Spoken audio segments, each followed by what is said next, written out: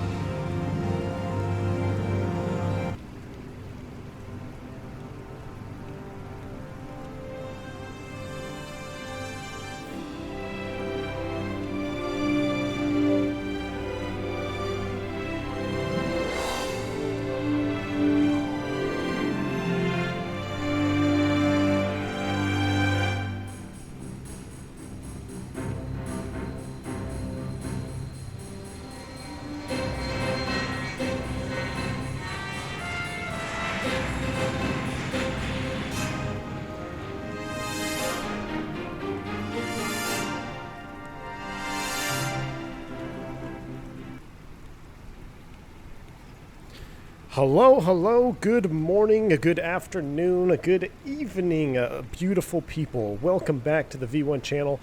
I am super excited to be coming at you live today. This pretty drizzly Wednesday afternoon here in North Texas. Actually 33 degrees Fahrenheit, 1 degree Celsius up at the house right now with rain. So it is not a pleasant day. I figured might as well get a little stream in if we can, test the old internet bandwidth situation here with the rain and all that stuff. It seems to be doing pretty good right now. Glad to have everybody on board. I am Dimitri. Good to see you, man.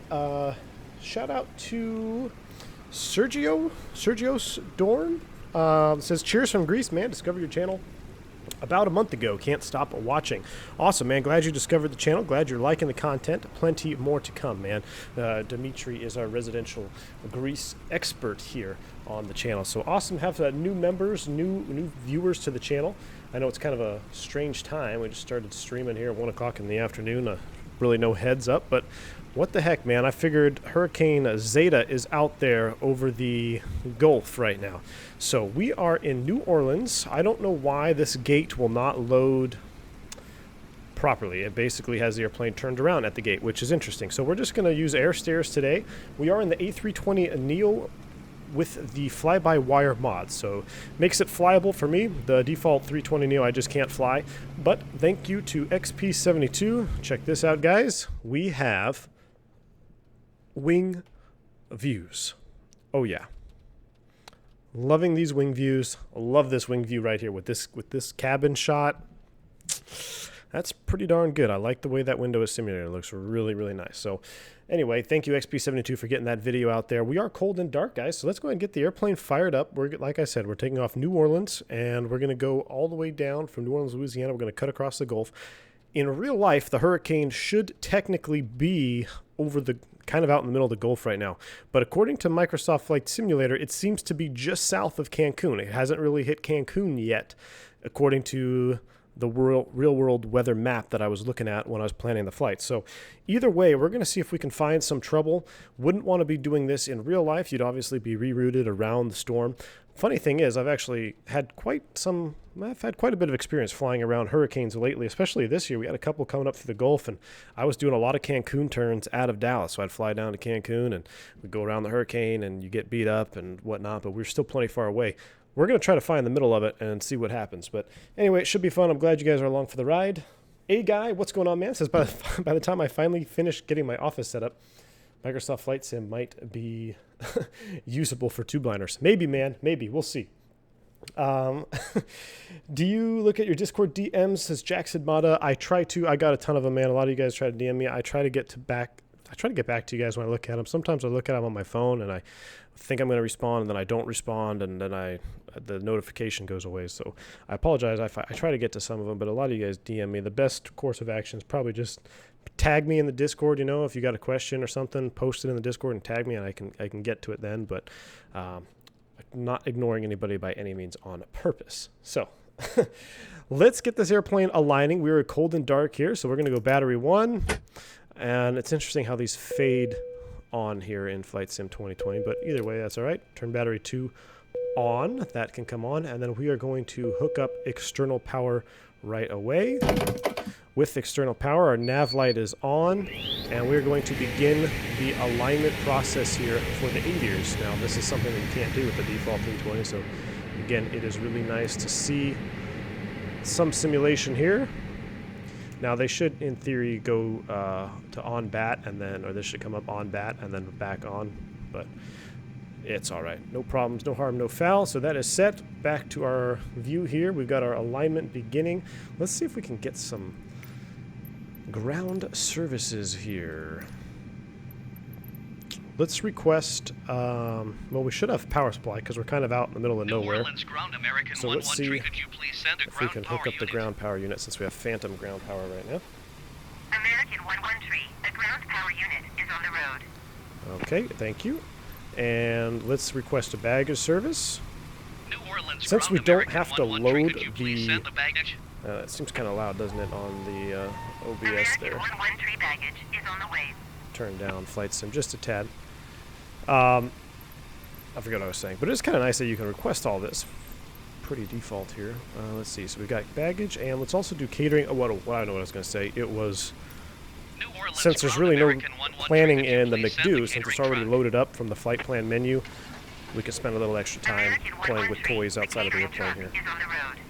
Jackson Mata says, I just joined the stream. What aircraft we flying? This is the A320 Neo with the fly-by-wire mod. The link is in the description if you want to check it out. It does a lot of things that are pretty subtle right now, but the way the team has been working on the mod, I know it's getting better and better. To me, this is the only way I can fly this airplane is with the fly-by-wire mod. I can't fly the Default 320. It's just too inaccurate for me. So this way, it makes it flyable, for sure. I forgot who said it in the comment there, but somebody said, are you excited about the quality wings? Yes, I am pumped for quality wings coming to Flight Sim 2020. I actually saw that update on Facebook, I believe. But the quality wings are a great company. I used to fly their stuff in FSX back in the day, so I'm excited to see them coming over. Should be pretty cool. All right. Looks like we got a nice little, that's not a bad little setup there. Bags loading in the front. And it's actually coming off the cart. I mean, for default, you know, that is not bad. Let's see if do they actually switch carts here. Look at that. He actually pulls forward, and he switches to the second cart. Oh, no. He's driving off. I guess these people's bags don't count. Never mind. I take back the credit. But this would be annoying as all hell right here if you're the FO. Let's hop up. Is that flashing in the cockpit? Oh, yeah. I'd have to call down and be like, I need y'all to turn that beacon off because it is pretty annoying. Since we're sitting on the ground here and there's really not much to do in the box, I'm going to get the APU fired up. And we'll get the seatbelts on and auto, arm the emergency exit lights.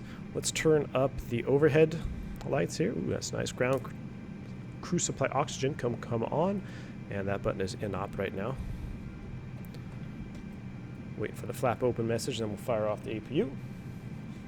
Jackson Mata says, I'm so happy for the stream, been waiting for so long. Awesome, man. Glad to have you on. Clear Direct Fubar says, Greed V1 A32NX is the only reason I play the game. Yes, sir.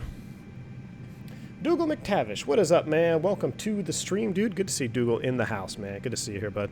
I uploaded or updated your SimWings as well. It is all .org. So if you guys want to help someone get into flight simulation, really cool stuff that Dougal is doing. Basically took an idea and had, you know, that was it. Just had an idea and he turned it into a really cool little program, getting people that are not able to get into the flight sim community as much as they want to right now, whether it be financial or just their position or whatnot, or where they live. And I think they shipped, 2 computers now? So that is awesome stuff, Dougal. Check it out. It's in the description. SimWings. Listen to that APU firing up. I have not put on the Fmod sounds. I have to apologize. I did not put the Fmod Neo sounds on. I do know they sound pretty good, though. I saw XP72 streaming with them, and they did sound really good. Just as good as his X-Plane 11 Neo sounds. This APU sound is pretty weak, I'm not going to lie.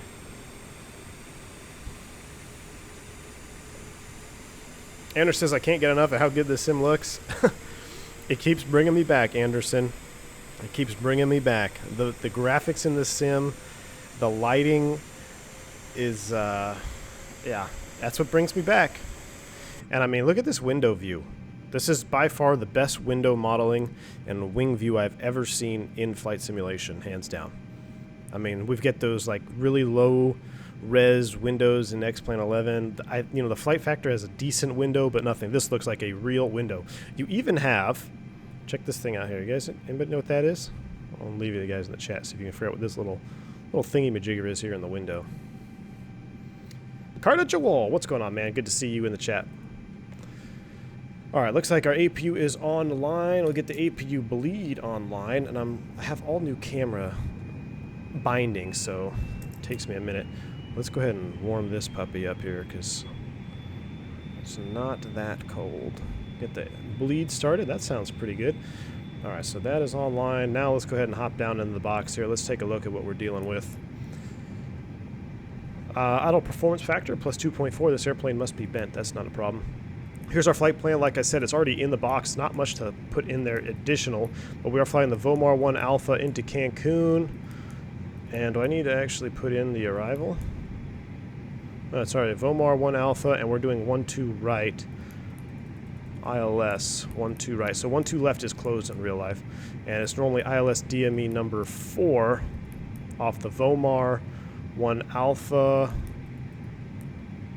There we go. Insert that. Let's just double check.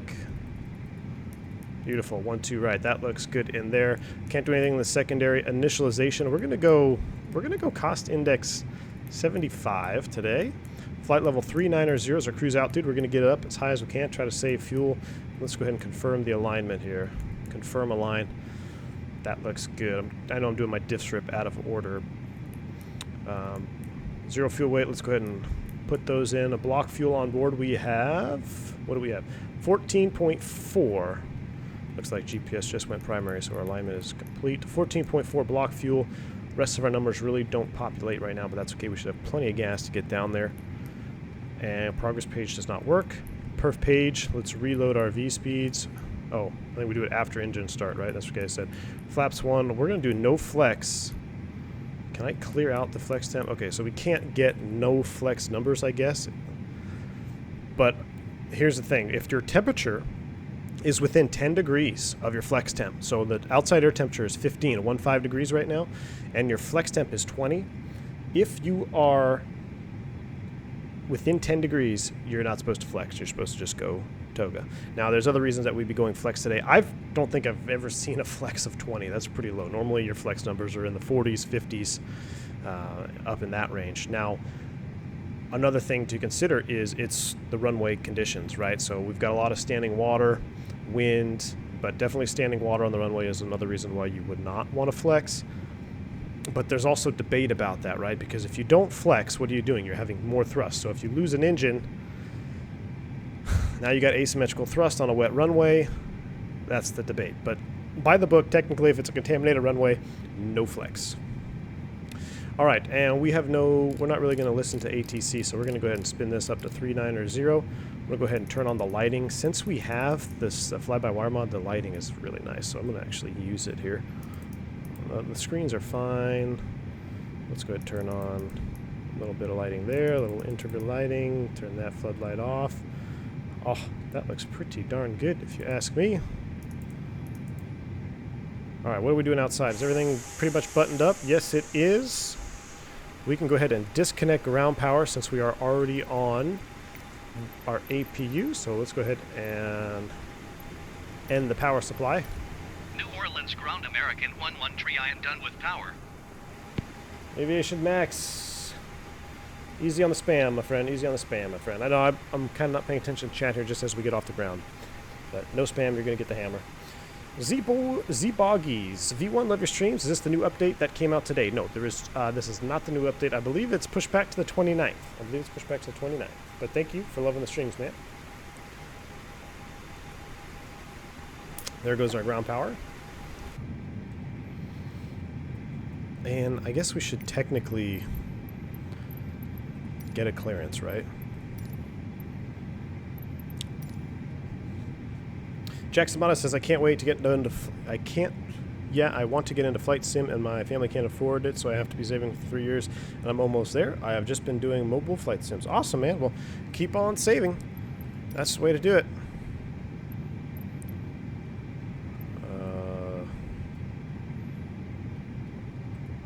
Are we not going to get our clearance?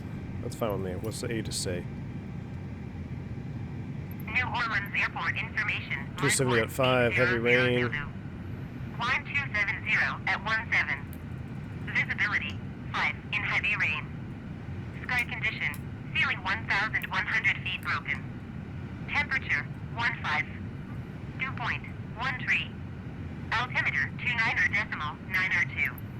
ILS runway 29 in use. Landing and departing runway 29. DSR air. Alright, that sounds good to me. I guess they don't want to give me clearance. That's fine. We don't need them. Let's go ahead and get everything fired up here. We're going to get the beacon light on. Overhead is good. We still have that avail light on there. That's kind of a bug that shouldn't be there. But everything else is ready to go. APU bleed is on. Ignition mode to ignition start. We have bleed pressure. Start engine 1. Let's go. What airport are you at? I am at New Orleans, KMSY. Is the rule of, Dimitri says, is the rule of thumb doubling your TAT with lower end of 30 see through? Is the rule of thumb of doubling your TAT with a low end of 30. You know, I've never heard of that rule of thumb. Are you talking about for flexing? So double the TAT? It may be. I've never heard of that one, personally. But it seems about right. If you double the TAT, 30. I mean, I don't see why it wouldn't work. Alex Burton says, I fly the 320 with the fly-by-wire mod. It's almost perfect. It's getting there, Alex. It is getting there, my friend. How do you set camera bindings? So, XP72 released a video on how to do it. I will try to get a link. Maybe one of the mods can get a link to his video. But it's an in-depth video on how to set wing views, and you definitely want to check it out if you want wing views like we have in the X-Plane. It is crucial. Alright, so we have contaminated runways, so we are also, contaminated environment here, so we are not going to single engine taxi. We're going to go out on both engines, so I'm going to fire up engine 2. Hear that PTU going off. Looks like we got a good start on 1. Clear on engine 2. Starting 2. We'll listen to it from the cabin shot here. What's the flight time looking like? It's going to be probably a little bit longer, maybe about an hour and 45. We'll see. Excuse me, we'll see how fast we can do it, but we're going to be going 990 if we can. Until we run into some turbulence.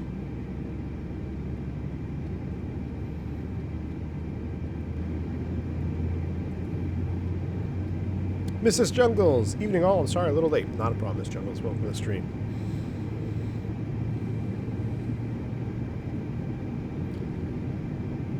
Fubar says I flew in there this morning. Weather has changed a lot. Yeah, the real world weather I think is definitely bugging out a little bit in Flight Sim. Definitely been bugging out a little bit.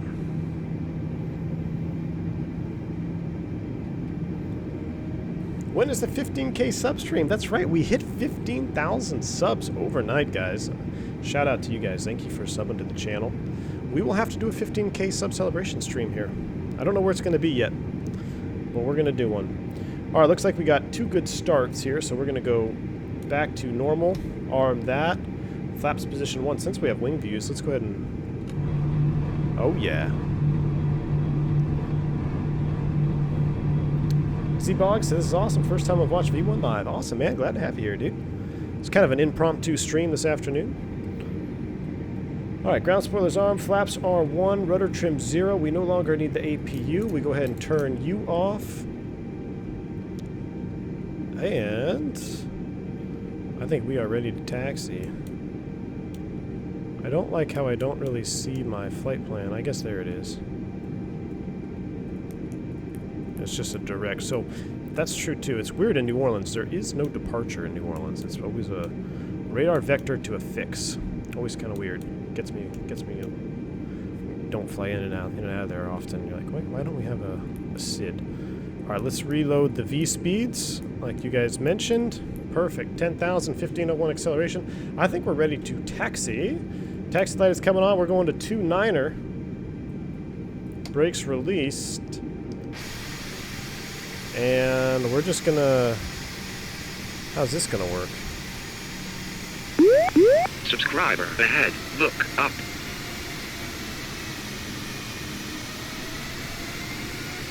This is gonna be interesting here, trying to get out of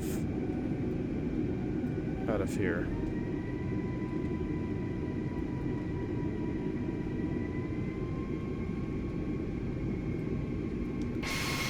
Sorry for those trucks, but there's not much I can do. Dimitri says, V1, we have sure come a long way from 5 subs to 15K. Nobody more deserving, my brother. Dimitri, thank you so much, man. I appreciate those kind words. I know Dimitri's been around for quite some time, pretty much since the beginning. There's quite a few of you that have been here since the beginning. I know I go back periodically and look at those cringe streams from when I first started, but yeah, Dimitri, you're right, man. It's been a long journey. Thank you so much, though, for sticking it out with me being here this whole time. We've done a lot. I feel like we've done a lot on this channel.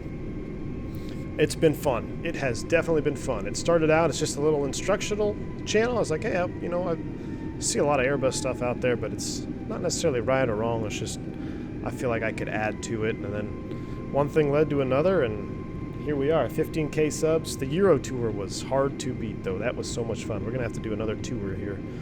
Maybe for the 20K, we'll do a tour of some sort. Captain Gio, what's going on, man? Good to see you, bro. Subscriber ahead. Look. Sorry I up. had to run over your ground crew there. Okay, what just happened?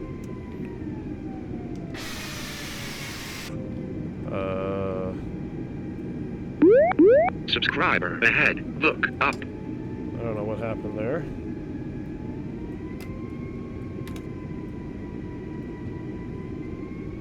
That was interesting. It's almost like we... Subscriber ahead. Look up. Thank you for the subscribes. There's a plethora of subscribes coming in right now. Thank you, Jordan Hayes, Aquez Aviation, Hoving, Joao. Thank you, guys. I appreciate it, man. Look up. Magic Norm says, why do you reload your V-speeds after engine start? I do not know why. You don't do that in the real airplane. I think it's just something to do with the mod, my friend. In real life, you wouldn't do that. Look up. There's some interesting stuff already happening to our flight here. Thank you for the subscribe, guys. Pretty cool.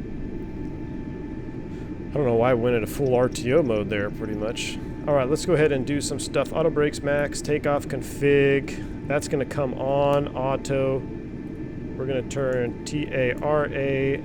That is on. Flight attendants prepare for takeoff. And let's do a quick flight control check here, looking at our lower ECAM. Full up, full down, and neutral, full left, full right, and neutral. Let's ding the flight attendants. Subscriber ahead. Look. Takeoff all green. There's Sol with our cabin crew seats for takeoff. Still waiting for these guys to ask me to do a V1 Simulations voice pack for the 320. I think that would be cool. Subscriber ahead. Look up. Thank you for all the subscribes, guys. You guys are awesome. Appreciate it. You guys are awesome. All right, here's runway 29er. Let's light them up. American 113, runway 29, fly runway heading. You are cleared for takeoff. Runway heading. 29 are cleared for takeoff. Now something I feel like I'm dragging a brake. I guess I'm not. I don't know if it's the friction of the surface. I don't know what's going on. Subscriber ahead. Look up.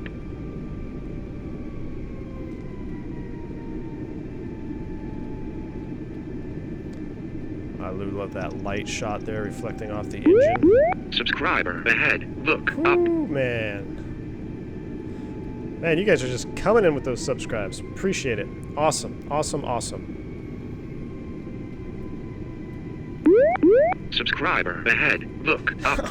It is just subscribe after subscribe. You guys are awesome. Appreciate you. All right, this is a pretty low vis takeoff here, guys. This is, in real life, you can count the runway edge lights to determine the RVR. But we're doing a captain takeoff, so we don't even have to worry about that. Runway 29 is confirmed. We're going to fly straight out on heading 286, which we should have heading there, but that's fine. Spool them up 50%. Ahead. Look up. And Toga.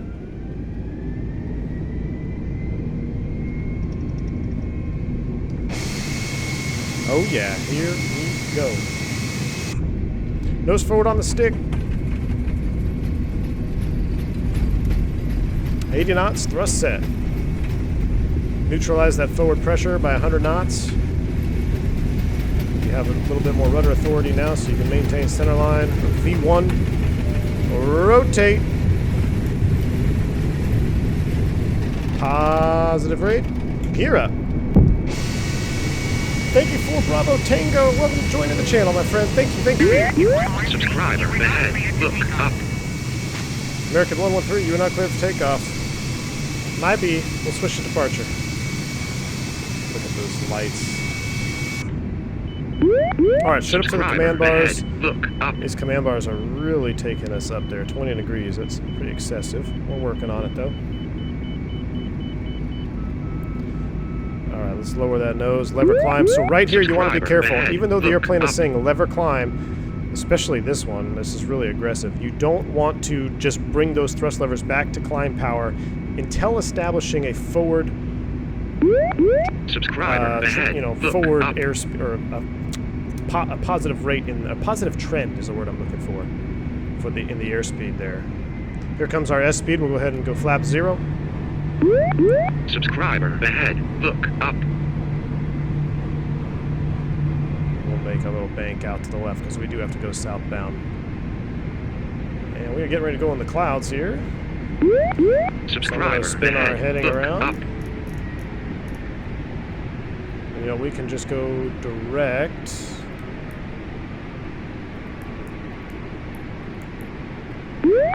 Subscriber ahead. Look up. There we go. Climb nav mode, 250 knots. I don't know why we aren't climbing. There we go. Open climb. Come on, baby. You can do it. Subscriber ahead. Look up. All the subscribes, man. Yeah, I appreciate it. Really appreciate it. Getting all the subs today, Jackson Bada. You guys are awesome. Subscriber ahead. I might even have to mute the subscribe. I might have to turn down the subscribe volume. Alert box. Where's my subscribe volume? You guys are awesome, though. Into the clouds. Here we go. Look at those clouds, man. I mean,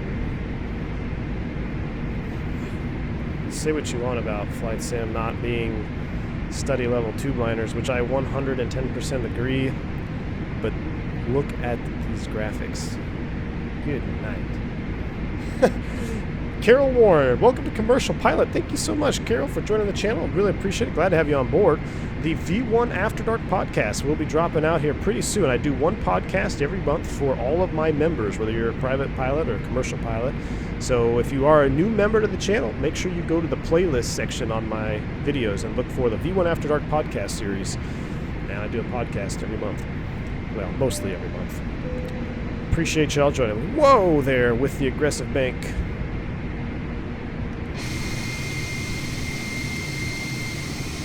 We are climbing out of here. Sergio Storm, thank you so much, man. Up. In real life, do you just fly the 19, 20, 21 and Neo, or do you fly the 321 Neo? Is it different? So I fly all of them. It depends. When you talk about 321, there's LRs, and it just depends on if you have ACT tanks and whatnot. So, but for the most part, Neo stuff, Neo is a Neo. The only difference that you're really going to find in the Airbus is your fuel tank layout. Subscriber ahead. Look up. Okay, I'm going to have to calm the alert box here. All right, here's 10,000 feet. We'll go ahead and get our lights off. Wing lights can come off, runway turn off, so we're just keeping our strobe lights, beacon, and nav and logo light on. Up to 390. Our speed is accelerating, so this is one thing that I talked about.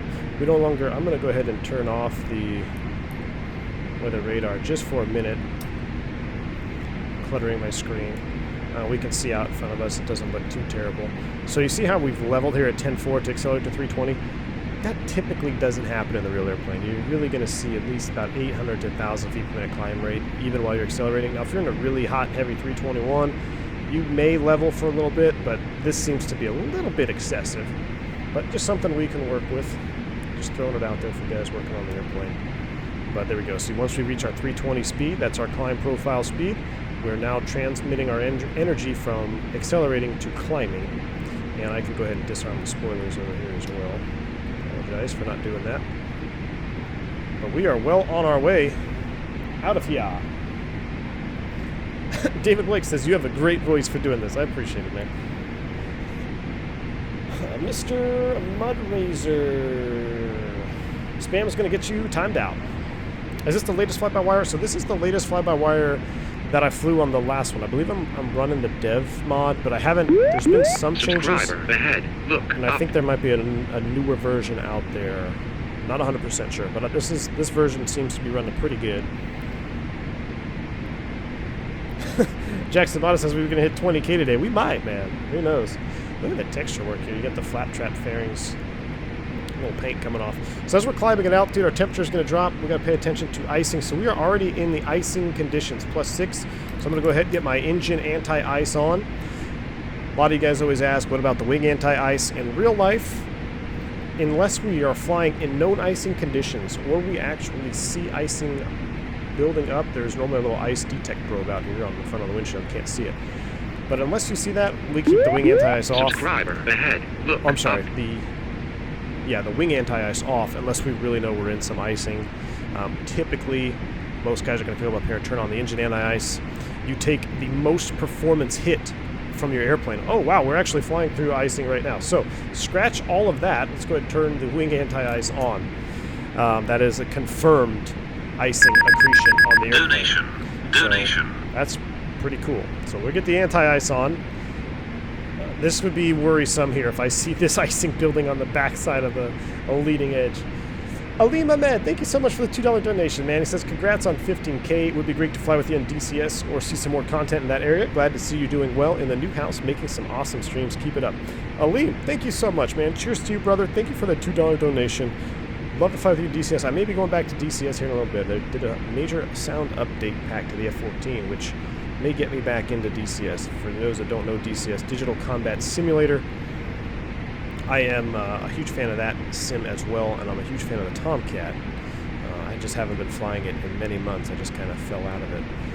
But hopefully, Aline, thank you so much for your support, man. All right, so we've got our wing heats on and our engine heats on. So we'll continue with the learning here on the channel. So in real life, when you turn on the wing heats, these slats are actually divided. You kind of see there's a crease here and a crease here. So these are all numbered. And in real life, the only parts of the wing that are heated are the outboard 3 slats. So the inboard slat is not heated, it's just the outboard leading 3 slats. Now, on the engines, when you have engine anti-ice on, we are only heating this outer lip here, this intake lip. You'll see this is the warm part, and that seems to be representing it pretty well. Uh-oh. Oh my gosh, what is going on here? Are we falling out of the sky? Okay, reduce throttle, overspeed. I have control. Get the aircraft to slow down. We have some major boo-boos happening here. What is going on? Okay, I have recovered the airplane. Let's go ahead and, man, I swear, I can't get away from just having a normal stream. Let's go ahead and select heading. Let's reselect autopilot 1. I want you to fly heading 180, so we're going to try to recover this airplane. I don't know what is going on. Apologize for the chat. I'm going to be missing a lot of messages. Wow, that was an unusual attitude recovery, so we'll talk about that in a little bit, but that was not planned. All right, let's get back into climb thrust. Now, of course, if this happened in real life, we would not be continuing. I'm just trying to figure out what is happening here.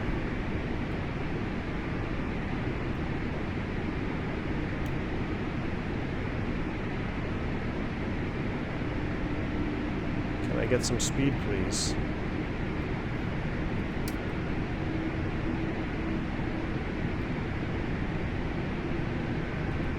We're at 18 just about, so that's standard. Alright, I'm going to select speed, open climb. I'm going to go man thrust, man toga. Okay, the airplane is responding as it should. It almost feels like we're buffering. I think this ice accretion may be a little excessive. Look at that. Oh my gosh, we haven't even got out of New Orleans yet. Alright, so I'm in open climb. I'm turning left to heading 180. Everything seems to be responding as it should. I don't know why we had that unusual attitude. My radar is so jacked up, I'm just going to go ahead and turn it off. Donation. Thank you so much, Mr. Swede. You've taught me so much about the A320. I'm very grateful. Now it's time to contribute. Here you go, a baguette Mastro. Thank you so much, Mr. Swede, for the $10 bomb.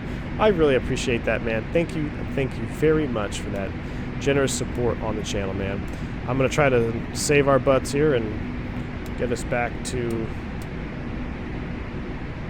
where we're supposed to be going. So now I've gone back to max continuous thrust. I need to try to get above these clouds here. What's our OAT? Minus 10, so we need to get up higher. This is saying lever climb. No worries. I should be direct to...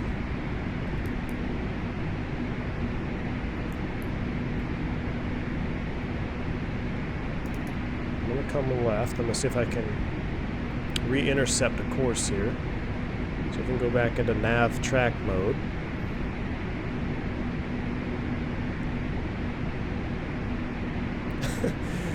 Oh boy. Okay, we're out of the ice. Now let's see if we can go back into nav mode. So now we're back in nav. It wants to do this super aggressive intercept. So let's go back into heading mode. And let's fly it. We'll manually fly it here. We're going to increase our speed now. Let's switch over to Mach. And we're only at 20,000 feet. We'll go back to indicated units. We'll do 310. 300 on the climb out is fine. I don't know what that was all about. We are really iced up. This would be something that we call severe icing. That would be severe icing. When the aircraft systems can no longer maintain keeping the airplane from getting iced, can no longer keep up with the accumulation of ice that is classified as severe icing. And I would say that is pretty close to what we have going on right now. Apologize for the chat. Ignoring the chat, I'm trying to just not die here. We need to get above all these clouds. This is all remnants of Hurricane Zeta. Alright, I'm kind of manually flying us into this course line here because it wanted to do a very aggressive intercept. So I'm going to just kind of manually put us in there. I'm going to keep increasing speed. 10. Okay, there we go. We're coming out of the clouds now. I wanted to get into a discussion about icing and icing conditions and all that. We'll have to do that here once I get the airplane recovered.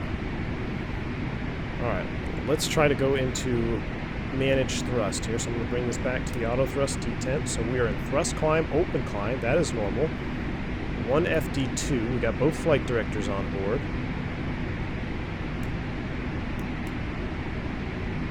And our course line is getting closer and closer. So we look to be okay. We're going to go ahead and leave that seatbelt sign on, folks. We're going to leave the engine anti-ice on, even though in real life right now I would turn off the icing system, because in order to accumulate ice on the aircraft, you must be in icing conditions. Icing conditions are defined as visible moisture in temperatures, and this can vary, I guess, depending on what your country says icing is, but for us in the States, the temperature range for icing is minus 10 C all the way to positive 10 C.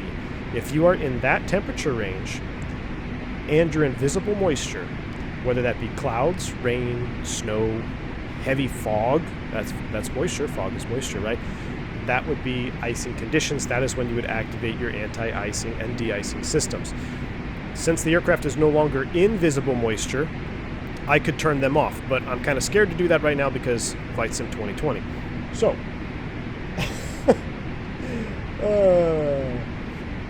we're gonna get to the chat here in just a few more seconds. I think we're looking good. I'm gonna keep it at managed speed. 320 in the climb out. See how it levels? The real airplane does not level that rapidly. At just 10 knots like that, you might see a little leveling, but nothing like that. Alright, so I'm going to just keep the anti-ice on. I'm going to keep the seat belts on. I'm going to parallel our course just a little bit. Why can't I move it? And there we go, 155 on the heading. And then once we get pretty much right on our course line, I will go back into nav mode. Subscriber ahead. Something got Look jacked up there, but hopefully we don't carry this ice with us all the way to New Orleans. Alright, back to the chat here, guys. Jeez, that was crazy. Alright. Oh boy. Dimitri says this plane would have been rattling like heck with this much ice accumulation. Yes. So, then why are we banking to the right again? Why are we banking to the right? Oh. I know why. I know why I know why. I know what happened. My views are set up. We got to do. This is everybody. XP72 in the house. What's going on, man? This is XP's fault right here. So I just did my bindings. And I was going to remove some of these keyboard here. Flight controls are bound to the same as my cockpit cameras. So let me get this up. Autopilot, brakes, flight control surfaces. Here we go. Clear, validate, clear, validate. If you follow XP72's video, who is in the house right now, XP, glad to have you here, man.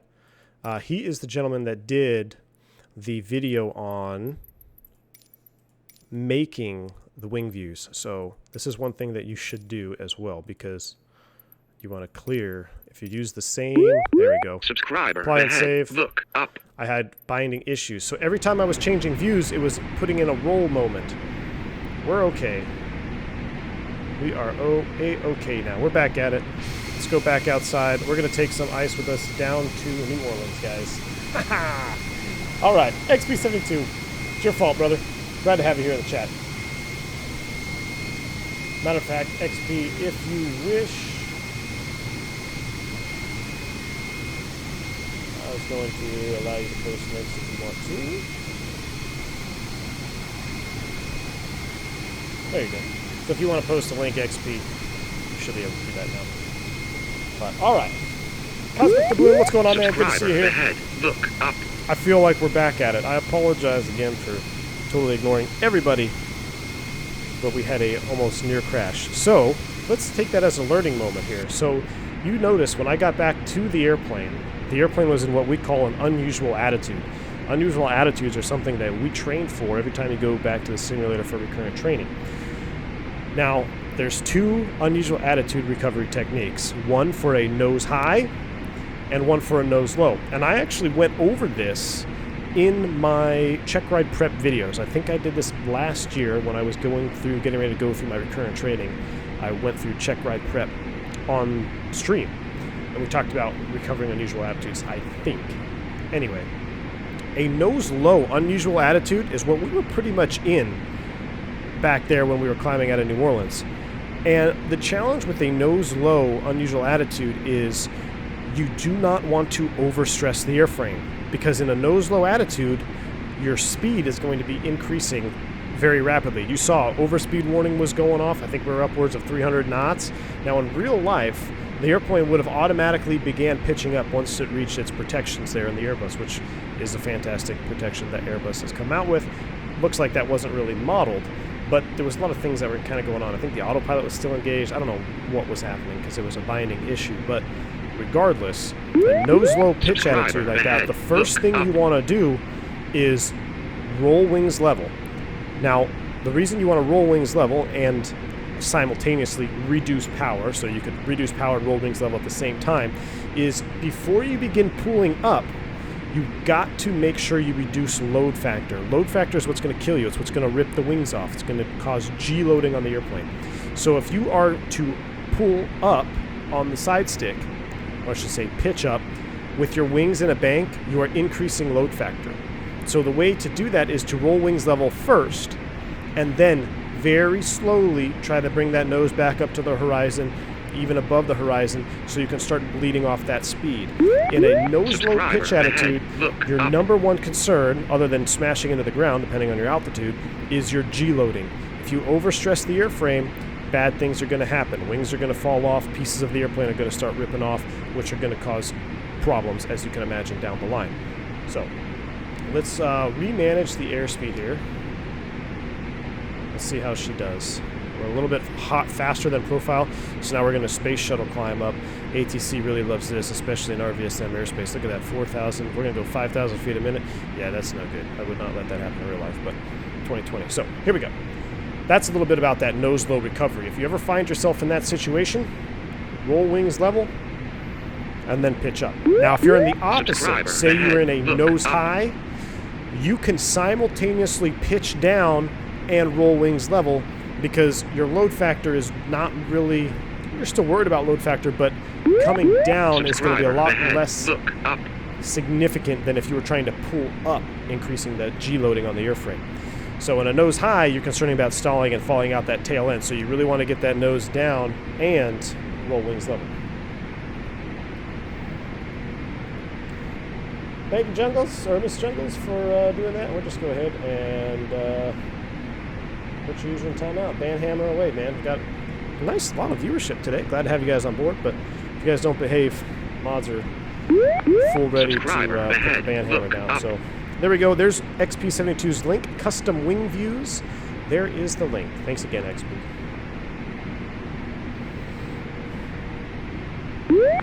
Subscriber ahead. Look up. Loving the new Pratt part white livery of the 8As. This Bravo Tango Sierra. Are you flying in Antarctica, Anderson? I'm scrolling back in chat. No, we were flying out of New Orleans, and that is just some remnants of Hurricane Zeta, I guess. So we are continuing to carry the ice with us, which is interesting. I think up here at these temps we would not see that continue. I think it would probably start to come off. Yeah, Zurich is no longer going to be spamming. He is done. Appreciate it, guys. You want this for hurricane hunting, says Dan Iyer. Yeah, this is a good hurricane hunting simulation platform. We're going to find out. Avio Man, what's up, man? Says, hey, Blue Skies V1, XP72, and crew. What's up, Avio Man? Good to have you here, man. I'm late to the party, says Ryan Baker. Where are we? We have just departed New Orleans, Louisiana, and we are cutting across the Gulf of Mexico over Hurricane Zeta into Cancun, Mexico. So we're still in our climb out. It's been a pretty exciting, eventful climb out so far. We took off out of New Orleans, and we immediately entered icing conditions when I wasn't really paying Ahead. attention. Look up. So that was exciting. And then as I began talking about the anti-ice and de-ice system on the airplane, the aircraft decided to go into an uncommanded, unusual attitude towards Ahead. Look the up. Earth. So we had to recover from that, and now we are back on track. Do you know who Swiss001 is? If you already answered, sorry I missed the stream for a second. I had to do something. Subscriber ahead. Swiss001. I feel like I've heard that name. A YouTuber.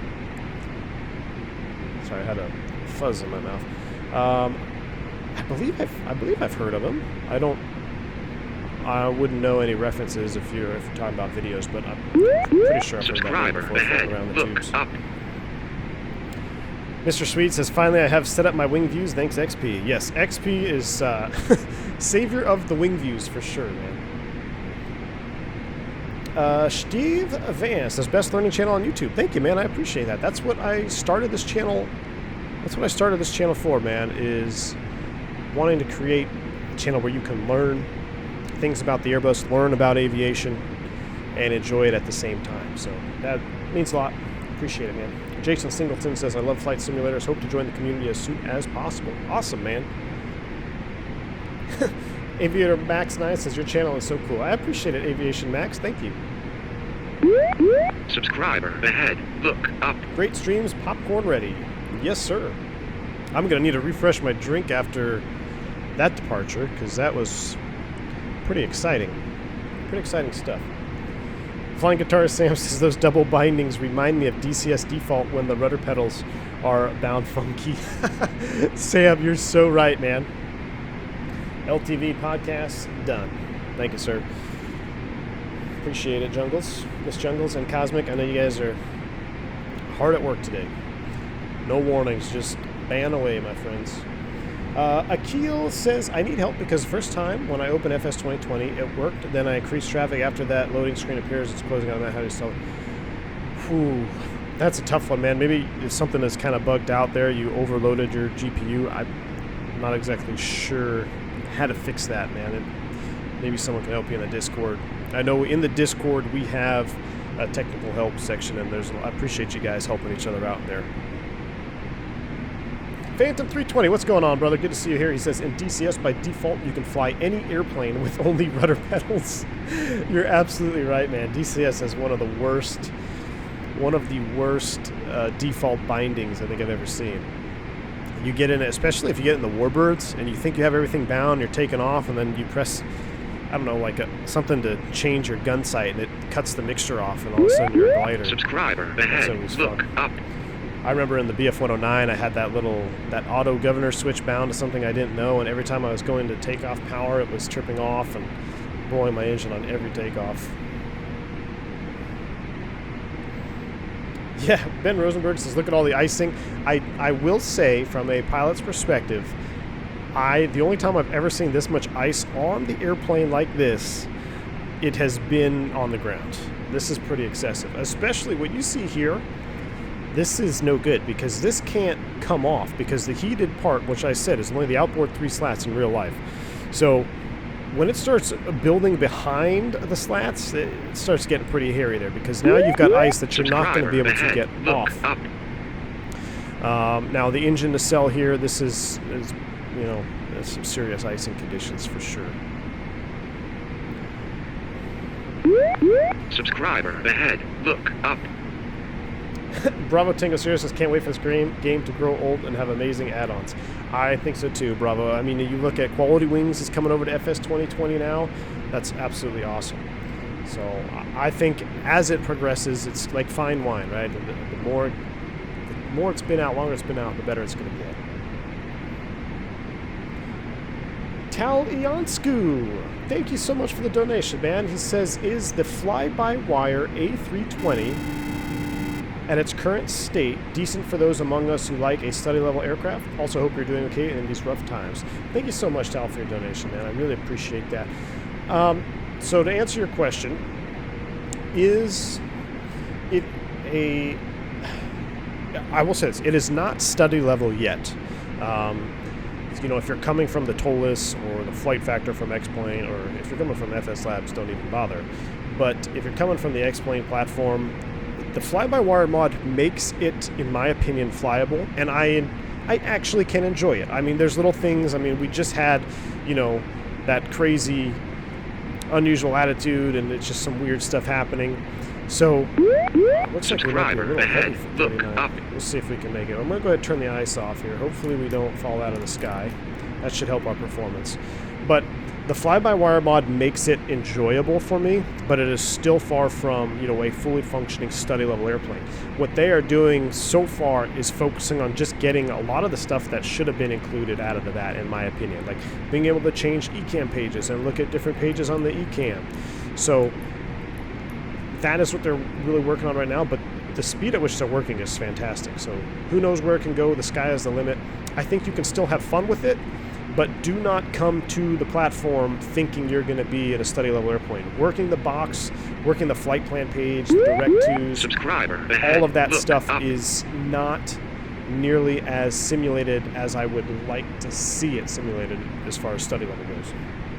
But I think you can have fun with it, especially with the graphics in FS2020 for sure. I mean, just look at what happened there coming out of New Orleans. I mean, it's pretty fun. So, Clear Direct Fubar says your clouds look much better than mine. I use medium settings and they are ugly. This is a default high-end. Yeah, what is it? High-end? Whatever is the step below the max settings, I run that. I think it's like, it's high-end and then extreme. So I run that one below the highest of high. Fire Up says very chilled flight. Very chill, my friend. Very chill. A gray and muggy weather here in YYZ. Same here in Dallas, man. That's kind of why I had this impromptu stream today. I was looking around. It's 31 degrees Celsius outside, 32 anyway, and not going fishing. I've been working around the house, and you know what I said? This would be a great day to chase a hurricane. Let's see if I can stream. Alan PC says, hey. Or can I ask why? Don't even bother if you came from FS Labs. So good it is. So, with regards to FS Labs, you are, yeah. So, Phantom 320, I don't know if he's still here. It looks like we're leveling. Let's go ahead and make sure the airplane levels and doesn't stall or lock alt star mode. Ahead. Look up. Let's see. We are going to get to 39. Man, this airplane is struggling. I probably should have checked our max cruise altitude. Recommended max doesn't populate, so it's alright. Looks like we're going to reach 39. We have made it. Wow. Look at that AOA. Hopefully that will come down. Let me go ahead and turn down the volume a little bit. And reposition the camera view with our snow cone there. Look at that AOA. Hopefully that comes down a little bit. So as far as FS Labs, Phantom 320 he's been tooling around with the FS Labs Airbus, and he's been, you know, sending me DMs and showing me pictures of what it's capable of. And yeah, it seems to be better than I even remember it being. So I'll just leave it at that. There's some stuff that they have simulated in that airplane that is pretty incredible. Not to say that the Tolos and Flight Factor aren't incredible. I'm just saying I think it's a different level. Bravo Tango says, very chilled flight. Am I the only one who remembers we almost just died? Yeah, man. We totally almost died. Did somebody catch the altitude? I think the altitude was like, I think we were getting down in the teens there. Oh boy. How much longer is the flight? Should be right about an hour. I'll check the prog page here in a minute. Nikki LP says, this game looks stunning. Howdy, how's it going? It does look great, man. It is a beautiful looking sim, I will tell you that. It is a beautiful looking sim. Cartage Roll says, free ice for your bourbon. You're right, man. I might have to be topping off here in a minute. Let's check the progress on the flight, shall we? I don't know why. Let's oh boy, let's increase our speed. Let's see if that lowers our AOA here. I probably should have checked the... Can I get some power, please? Are we maxed out? Oh, look at this. Only a few percentage points there, then one. Man, Toga, can we start the chrono?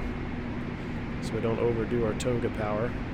We're going to try to get some power in here. I think we are a little bit too high for our cruise altitude. Highly not recommended to do this. Should properly calculate your max altitude, but I wanted to go to 39 to save fuel. I don't know if it's simulating... Heck, it may be simulating carrying that ice on the airplane, and if it is, that's pretty darn cool. But it should have blown off by now, I would imagine. Pretty rare that you carry ice all the way to your destination. It should blow off. Alright, our speed is coming up. Our AOA is really slowly changing. 8.2 Mach should be above red line. Unless there's something with these engines that I'm unaware of. Try to lower that nose a little bit. Will Denise says, good evening, good morning. What's going on, man? Good to have you here. My mother-in-law may be on board. She has an icy personality. Yes, sir. Should I dare turn off the seatbelt sign? Well, it seems pretty smooth up here. I'm going to go ahead and turn off the seatbelt sign. What the heck? Ugh. Seatbelt sign is off. We don't have any ice on our windows, which is good. It should automatically be heated up here. And now I'm going to go back to climb auto thrust mode, and it should just maintain. I mean, that AOA is pretty ridiculous. That is pretty funny. I don't know. I guess we'll cruise all the way there like this. What the heck? What do we got? We're 594 miles.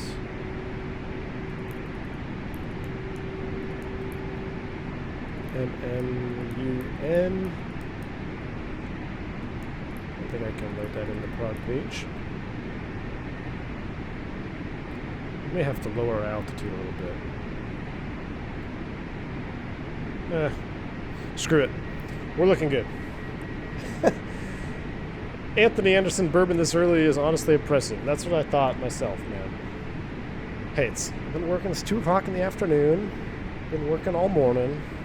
It's not an everyday thing. And we definitely have the ice for it now, too, up here. Bravo Tango says, one of the worst bugs in this sim for me is when it goes Toga out of nowhere on final. I have never encountered that yet. I hope we don't encounter that on our way into Cancun, but I'll be aware.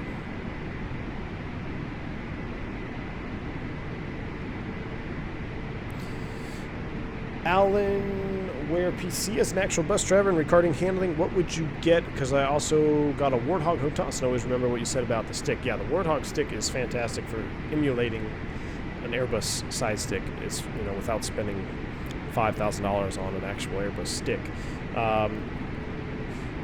But if you want the most realistic thing you can get out there, the FS Labs is standing by itself. There's little things that are simulated on that plane that Phantom was even showing me.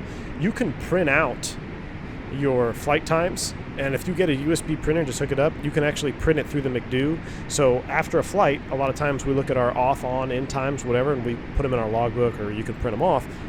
I print them off, and you know, keep that little piece of paper with you. That way you can fill out your logbook at the hotel or put it in your computer, whatever you want to do.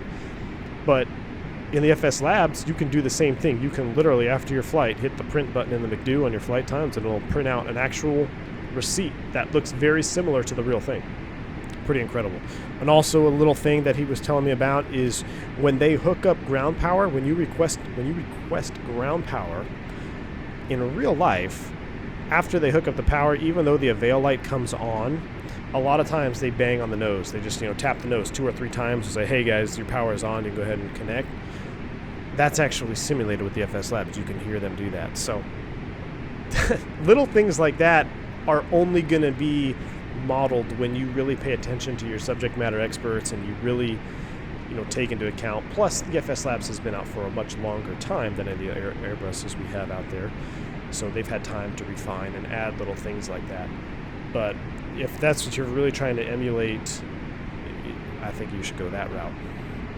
But then you got to go P3D, so that's what's keeping me from going back. Is I had the FS Labs on FSX.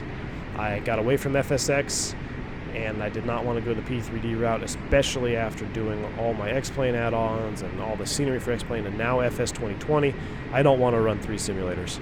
So we'll see. I'm running X-Plane 11 and FS2020 as my main sims. So that's a little bit about that. Rose Jackson, what's going on? Though I would tell you I'm pregnant carrying a friend's baby. Well, as long as you two are friendly and happy about it, congratulations, Rose. Quasimodo says, in real life, would have de-icing fluid lasted longer enough to prevent the icing during climb? So, interesting that you bring that up. When we took off, it was not icing on the ground, so there would be no reason to get de-iced. Now, to answer your question, no. The point of de-icing on the ground is to get the ice that is on the airplane off. Subscriber So what we ahead. see Look here, like if up. I look out this wing view, matter of fact, let's go over to this wing, and you can really see how the wing is, you know, I've seen this with the airplane on the ground sitting at the gate. This is normal. But that's why you go get de-iced, is they run the de-icing fluid on top of the wing to get all of this off, and then the remaining fluid stays on the aircraft until you reach, oh gosh, I used to know, 80 knots, 60, 70 knots? It's somewhere on the takeoff roll where the fluid will then begin to come off of the wings and off of the surfaces, and that removes all of the ice from you. And then that should give you enough time to get, you know, clean configuration. Then you can turn on your aircraft anti-ice, de-ice systems. So the fluid is not designed to stay on the airplane into flight. It's really designed to take the ice off on the ground and stay on the airplane, keeping ice from accumulating until you reach a certain speed going down the runway, which then it starts to come off of the airplane and takes any of that icing material or ice with it. And once you get up airborne, you really shouldn't worry about it, because you shouldn't be accumulating ice on top of the wing unless you are in some serious ice. I won't say it's impossible, because I've actually seen this happen flying Beechcraft. You know, we have boots, so it's a little bit different than a heated wing. But when you start building ice behind the boots or behind your elements to get rid of ice, that is when it starts to really become a problem, because you can't do anything about it. And when you start accumulating ice, you're not only adding weight, but you're adding drag. Add weight, Subscriber add drag, ahead. Look up. reduce your aerodynamic capabilities of the wing. That is a recipe for disaster. Ice and icing is a really serious thing in aviation. So, yeah, hopefully you wouldn't be seeing that.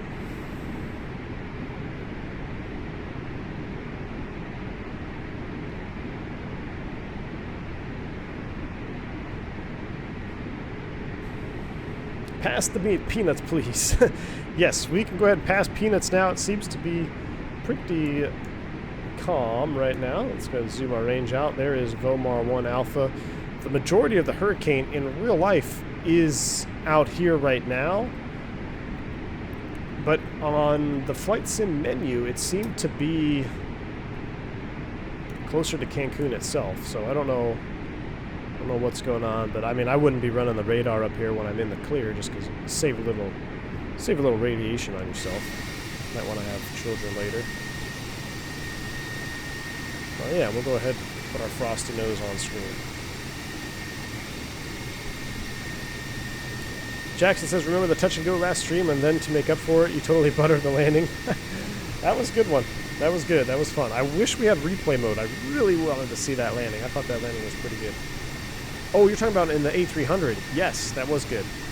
Man, my last 2 streams, now that I think about it, we've had to go around twice. We had to go around in the A300, which was my fault. And then the stream before that, in FS2020, we had to go around again, mostly due to the airplane.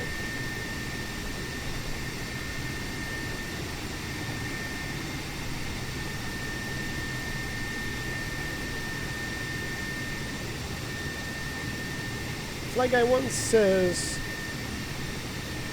hello V1, I can finally make it to a live stream. Fly Guy, welcome on board, man. I normally haven't been streaming in this time window because I thought the internet really couldn't handle. We have a satellite internet out here to the house at 1 o'clock. It seems to be holding really good today, so knock on wood, it stays that way. Everyone, am I still in Toga? Oh gosh. No, I'm not still in Toga. You scared me. No, we're not still in Toga. I brought it back to climb mode. We're at 390, about 5 degrees nose up. I think that's about a degree or two too much. About 3 degrees nose up is what I would expect. How do I do it to radar? I just turn it on.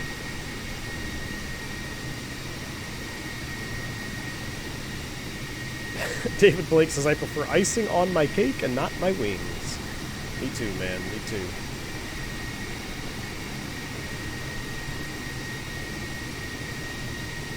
Looks like Peter North had a go on your aircraft. Are you on VATSIM or offline? I am not on an ATC network. This was probably the last stream testing that. So I wanted to make sure the stream quality was, or the stream bandwidth would hold up to just running the sim. And since it seems to be working, I think we will start getting back into VATSIM. I know I use Pilot Edge and VATSIM on X-Plane 11, and we will get back into VATSIM here pretty soon. I think probably the next stream, hopefully we'll be able to do some VATSIM with FS2020. Aviation X videos. Take it easy on the chat, my friend. Take it easy on the chat, man.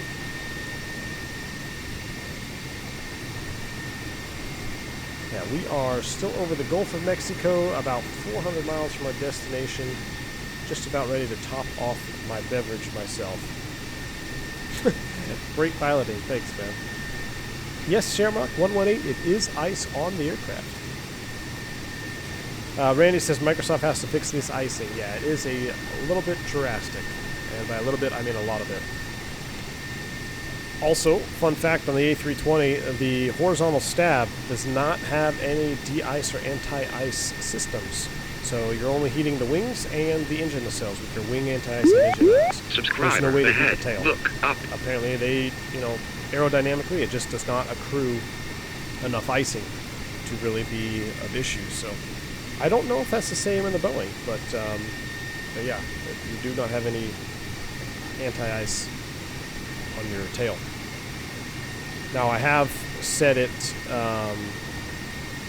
well I've actually experienced flying in some pretty heavy ice last winter, and I remember disengaging the autopilot on the ILS. I think we were going into Detroit, and we were icing up so bad. I mean, we had balls of ice on the window, which is, I never really saw that before, because the windows are heated, but it was accumulating so fast, and right on the edges of the heating elements, it looked like golf balls. Someone stuck golf balls. They're just building up. The ice detector was completely covered. We had the wing anti-ice on. We had the engine anti-ice on, of course. And we're flying the approach. And I remember disengaging the autopilot a little bit early because I was like, you know what? I wanna feel the airplane myself. I don't know.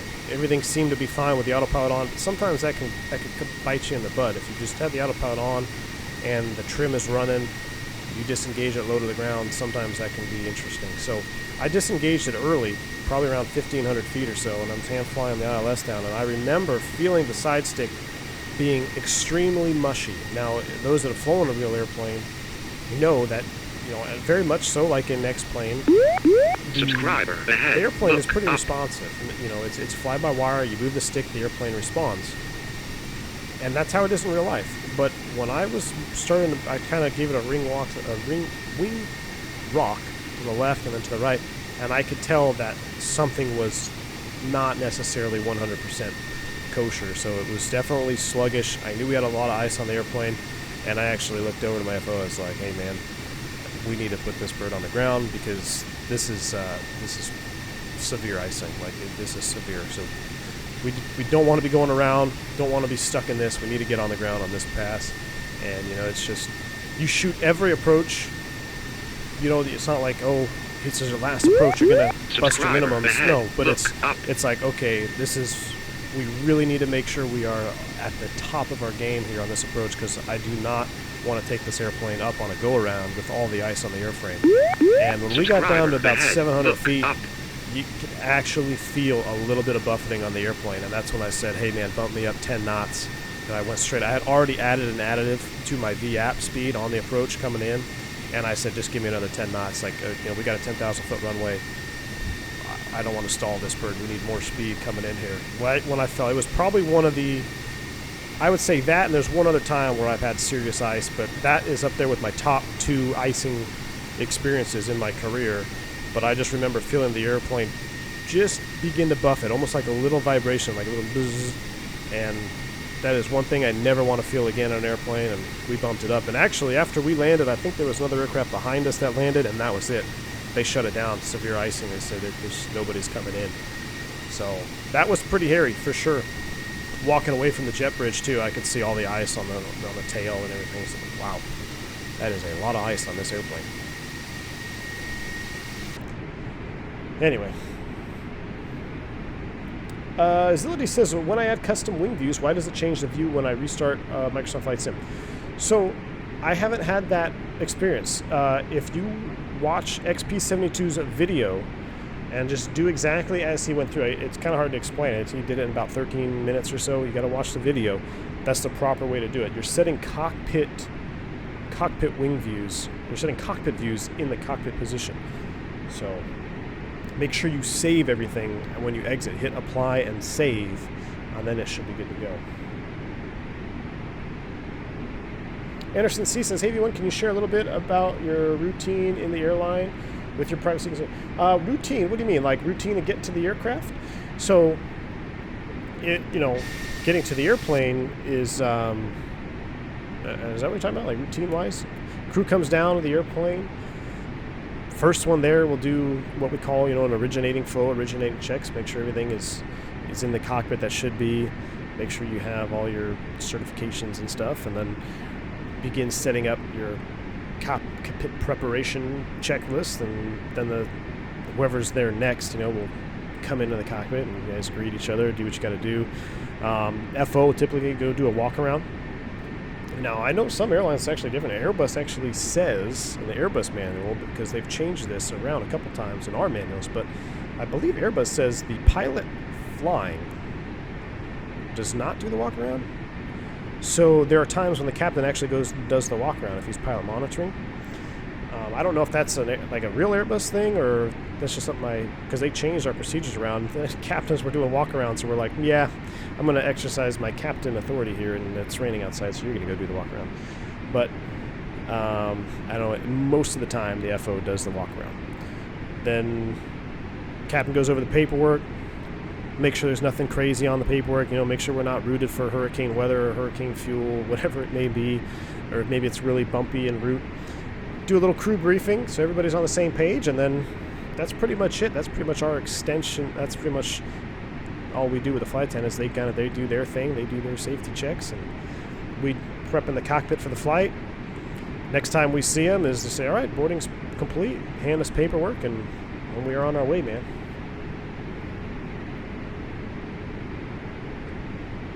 You should get this overlay called Fly Life Studio. Never heard of it, man. I'll check it out.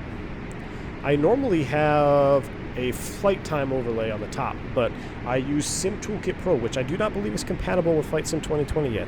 Maybe one of you guys can correct me in chat. I do not believe Sim Toolkit Pro is compatible with it.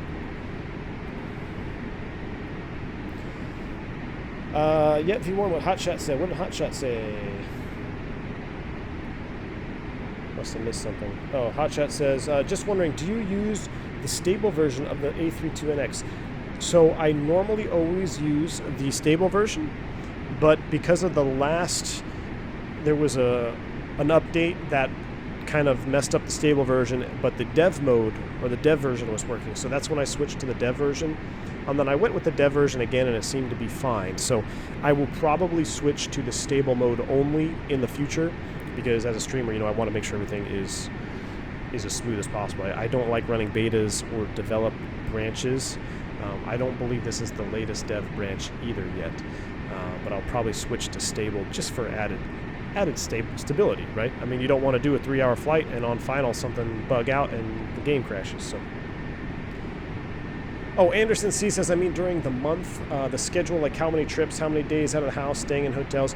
So, Anderson, it'll really depend on your seniority at the airline. So if you're a very junior pilot, say you don't have a lot of seniority, you're new to the airline, you're probably going to be on what we call reserve, which is, depending on where you work, it can be a good thing, it could be a bad thing, but basically have a certain amount of time from when you're on reserve. If they call you, you have to report for duty within so many hours. And you don't know where you're going, you don't know how long you'll be gone, You just know you got to show up there. So that's typically the low man on the totem pole gets reserve. Now, there are times when reserve is good. For instance, if there's no flying going on, like during COVID, if you bid reserve, you're probably never going to get called. So you basically get paid to sit at home on Subscriber reserve. ahead. Look up. But you're also playing that game of, what if I don't? What if they do call me? So, and reserve blocks, it'll depend on, again, it depends on the airline. It depends on, how many days off you're allowed to have. You'll probably always have minimum days off. So whether it's 11 days off or 12 days off, you're going to have that, and every other day you'll be working. Now, as you get more senior, you can bid for, you have more control over what kind of trips you get. You can bid for day trips, 2-day trips, 3-day trips, 4-day trips. Some airlines do 5-day trips. You can stack trips, so you can do 2 back-to-back 3 days, so you have 6 days of work, but you're home one night in the middle, then you just knocked out 6 days of work. I mean, that's pretty good. Some guys like to do that, like do 6 days of work, have a few days off, then 6 more days of work, and then take the rest of the month off. So it just depends. But for the most part, you'll be around that 12, 13 days off a month. And if you're senior and you want day trips, you can get day trips, just out and back, home the same day. If you're middle of the pack, you'll probably be getting those 3-day trips, 4-day trips, where you leave on day 1, come back on day 4. So just everything, quality of life wise and routine wise, is going to depend on your seniority at the airline. So that's why, I say it all the time to guys coming up, they're like, man, I really want to go, what should I do? It's like, just whatever you do, start now, because the sooner you get to where you want to be, whatever airline that is, the better off you're going to be. It doesn't matter how you get there, just make sure you get there as soon as possible, because when you get that seniority number, that's going to be the key to your quality of life for the rest of your career at that airline. Because if you go to a different airline, you got to start over. So, all right, we're going to turn that off because it's kind of blocking my screen here. Let's see what we got. We got Vomar up there and Roblox. We need to look at our flight plan here. Uh-oh. Our distance doesn't seem to be updating.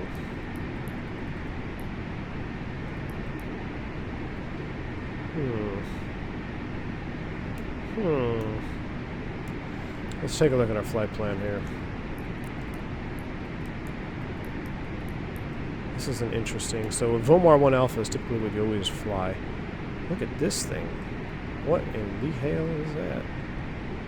Adler, Vixie, and then we should go there. I don't know why it's got us going. Let's look at that. Vomar, Agnix, blah blah, Vixie.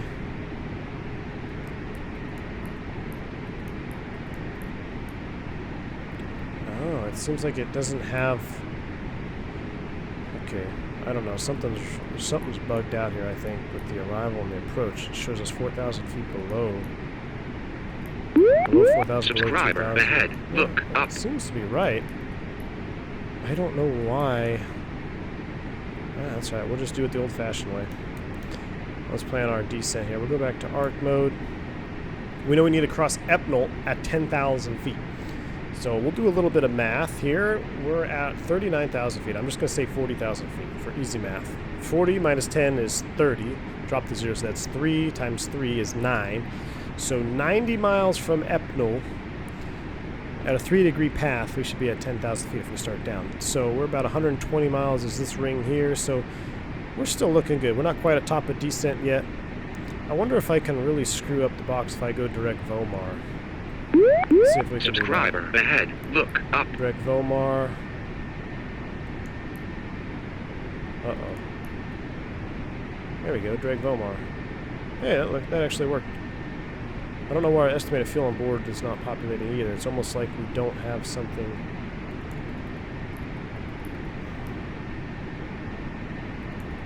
I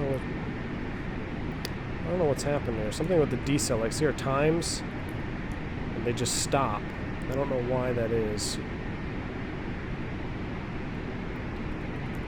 Something's not quite right with the box, but we'll figure it out. We're going direct to a Vomar right now. Very, very common fix. Vomar 1 Alpha. American 113. Cleared. Present position. Direct Vomar. Alright. That's my terrible Mexican accent. Jack says, toxic people in chat today. Yeah, man. Looks like everybody's home being toxic. That's all right. That's what we got great mods for. I know you guys are working hard. I appreciate it.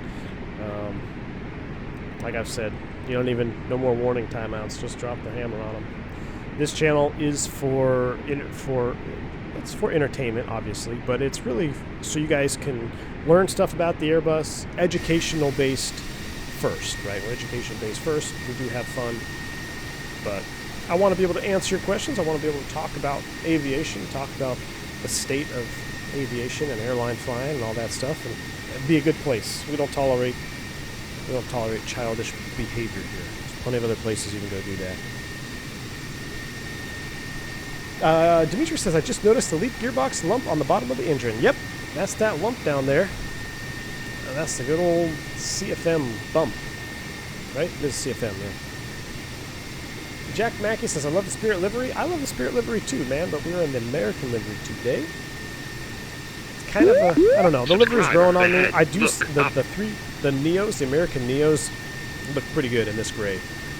But other than that, I wasn't really a fan of this livery when it came out. I was like, man, I wish I could have done something a little bit better. Andre Henry says a 3-degree path would be approximate. How many foot-per-minute descent? So that will depend. That will depend on your ground speed and all that, and your wind and all that. You can actually calculate it.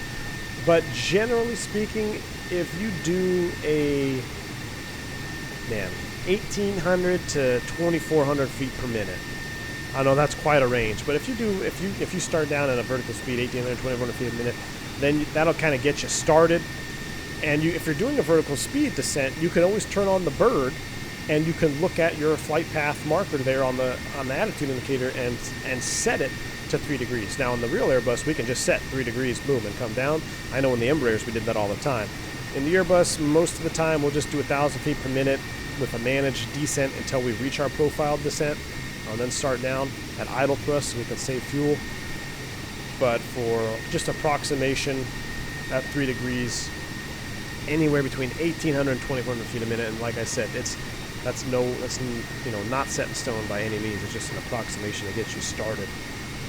If you're using that vertical speed method, you can calculate, time. So if you do 1,000 feet per minute, that'll take you 10 minutes to go 10,000 feet. So if you're 10 minutes from a waypoint that you want to cross, that's 12,000 feet below you. You know you're going to need to go just a little bit above 1,000 feet a minute. You can do 1,000 feet, and then maybe the last couple 1,000 feet there increase to 1,500 so you make it in time. But there's different ways to attack that. You can use vertical speed and then use time. You could use flight path angle, and then of course you can use just an idle descent. Can you explain how you did that descent calculation? So again, the 3 to 1 rule, and it's something that you'll use a lot in a bunch of different airplanes. Actually, a rule that I forgot how to use, and when I explain it, how simple it is, it's pretty embarrassing that I forgot how to do it. But in the Embraer, I didn't even use the 3 to 1 rule because you have a vertical profile in front of you on your screen, and it's just you just dial in your vertical speed till the profile line matches up. But the 3 to 1 rule goes like this. You take your altitude that you're currently at. So let's say we're at 30,000 feet. And I want to cross a fix that's at 10,000 feet. So I take my current altitude minus the amount of feet I need to descend. So 30 minus 30 minus 10, because that's the altitude you want to cross at. That's 20,000 feet that you need to lose, right? So figure out how many feet you need to lose. When we figure that out, we have 20,000. To make it simple math, I just say 20, right? Or say 2. I like to just say 2. You take that times 3. So 2 times 3 is 6. And I know we were adding zeros, so 60 miles is about a 3-degree path. So another example, let's say you're at 40,000 feet and you want to cross something at 10,000 feet. That's 30,000 feet to lose. 3, multiply it by 3, 9. So 90 miles at 3 degrees, in theory, I should be pretty close to making that crossing restriction. Now, again, we're in a dynamic situation, right? We have ground speed, we have winds, headwinds, tailwinds, so that may need to be adjusted. But as far as your 3-degree path, if you have a path available in your airplane, whether it's the Airbus or the Embraer, or you have some type of flight path vector you can follow at 3 degrees, that will automatically set your feet per minute descent rate because the airplane is going to adjust to maintain that 3-degree path. So, how long have I been a pilot? Too long, man. Or not too long. No, I take that back. In the state of the industry right now, I am beyond blessed to have a job and be employed. So, I love my job. I can't imagine doing anything else, man. All right, so there's Vomar. I'm going to start down. I know they like to do Vomar around 20,000 feet. Man, I hate this scroll thing. So I'm going to go ahead and set 20,000 here. So let's see. So 20,000 feet from 39,000 feet. I'm just going to say 40 for easy math. That's 20, right? So 246, 60 miles from Vomar. I'm 60 miles from Vomar right now. So at 3 degrees, I could start down. But this airplane doesn't have... I'm going to go open descent, and I'm going to set vertical speed here. Vertical speed. Do I have a bird? Inop. So I do not have a bird. So I cannot do a 3-degree angle because it's not modeled. In the real airplane I could. But I'm going to go ahead and just set... I'm going to go ahead and start out with 1,800 feet a minute, and we're going to see where we end up. With our ground speed of 479, 480, I know we're probably going to need a little bit more. Plans to check out the Flight Factor A350. Leonardus, thank you so much, man, for the $2 donation. Appreciate it. Yes, I will check it out. I will check it out at some point. I know you guys have been asking me a lot about the 350. Subscriber ahead. Look up. There was a lot about the airplane that I just wasn't ready to spend the money on it. A lot of stuff not modeled that I wanted to see modeled, so the reason why I haven't. But it's come around. I will definitely... I'll give it a shot here, for sure. I know a lot of you guys are really liking it, so maybe I'll like it too. We're going to start with 1,800 feet per minute descent rate. Now, also in the real airplane, it will show you your bottom of descent, so you have a bunch of tools you can use. Oh, my chrono's still going. So it'll show you your bottom of descent and where you'll end up. But I'm going to go ahead and set 20,000 feet, 1,800 feet per minute descent rate right now. That seems to be pretty good. We're 8.0 Mach. I have no idea what's going to happen, but we'll keep the seatbelt sign off for now as we start down to Cancun.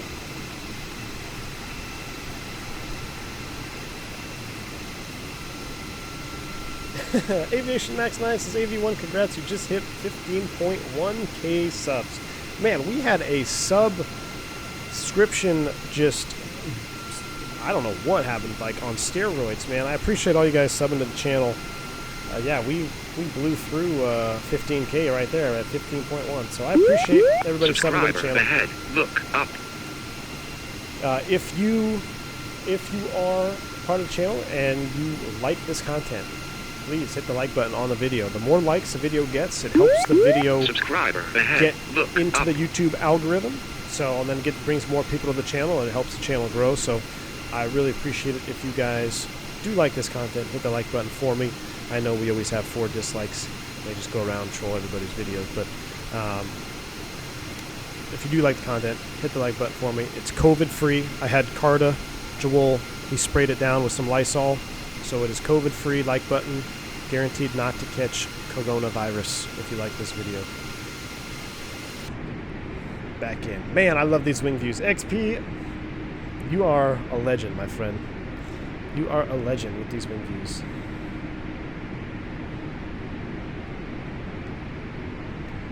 Any ETA? Let's take a look, Liam. We are on top of descent. We are starting down already. The box, I think, is wrong. It's saying 1929 and 588 miles. We are not 588 miles away. I'm going to try to clear from. Doesn't work. Okay. So this is our current... I don't know why this hasn't updated. It's... Something went cuckoo there with our flight plan. It says we're still from MSY. It's not calculating our present position. Subscribe. Let me get a quick ETA for everybody in chat and for myself. We are 120 miles from the airport, so shoot. Yeah, we need to go ahead and continue on coming down here. Let's go ahead and increase that descent rate. 2,000 feet a minute. And I would guess probably 20 minutes till we're on the ground here. We are pretty darn close. So XP72, I need to cue your awesome PA announcements. I've made a lot of announcements in my career in real Subscriber life, ahead. Look and up. I can tell you right now that XP72 still makes a better captain descent announcement than I have ever made. So I need to get that on a soundbite. I think I'm going to illegally copyright it from your stream. I'm going to clip it out, and I'm just going to play it on my stream, because he makes some of the best announcements out there. Subscriber ahead. How do you get those Look good wing up. views? Rudy Salt, XP72 is the man. Check out his channel. He's got a video on it. You basically go through and you have to set your bindings so you're saving separate cockpit views, because there's 3 camera systems in FS2020. We got 3 different camera systems, but we're going to work specifically with the cockpit system. You set up your bindings first, and then you have to just edit one file, one numerical value, and then you can move around and set your wing views. And I'd like to explain it, but you know, if you're going to do it, you want to do it right the first time. So I highly check out XP1972. He's got a video on it, and just watch the whole video, watch it through, and then go ahead and tackle it. It's really simple, but you want to make sure you do it right. Subscriber ahead. Look up. Oh, Flight Simmer 77 does say Sims Toolkit Pro does work with Microsoft Flight Simulator. It does, huh? Well, I will fire it up next time, man. I will fire it up, Flight Simmer. Appreciate it, man. I don't think I ever tried it because I thought, well, it probably doesn't work. That's on me. Swarm3513, good to see you in the chat. My friend, he says, I'm looking to get my CPL. No PPL yet. Would you recommend getting the first class medical or get the third class and the first class of a PPL? Swarm, I would recommend getting the first class if you can hold it. If you can get a first class medical, get that one, because it just is going to allow things to happen quicker, paperwork-wise and documentation-wise. If you can get a first class, get the first class and just be done with it. That way you don't have to think about it. Now, shop around too for examiners. I don't know if you already have an examiner that you're looking at, but ask around, ask your instructor where he gets his medical done. Go to someone that is trusted, that you trust. Get a recommendation from someone that you trust. And I would highly recommend getting that that first class if you can swing it, man.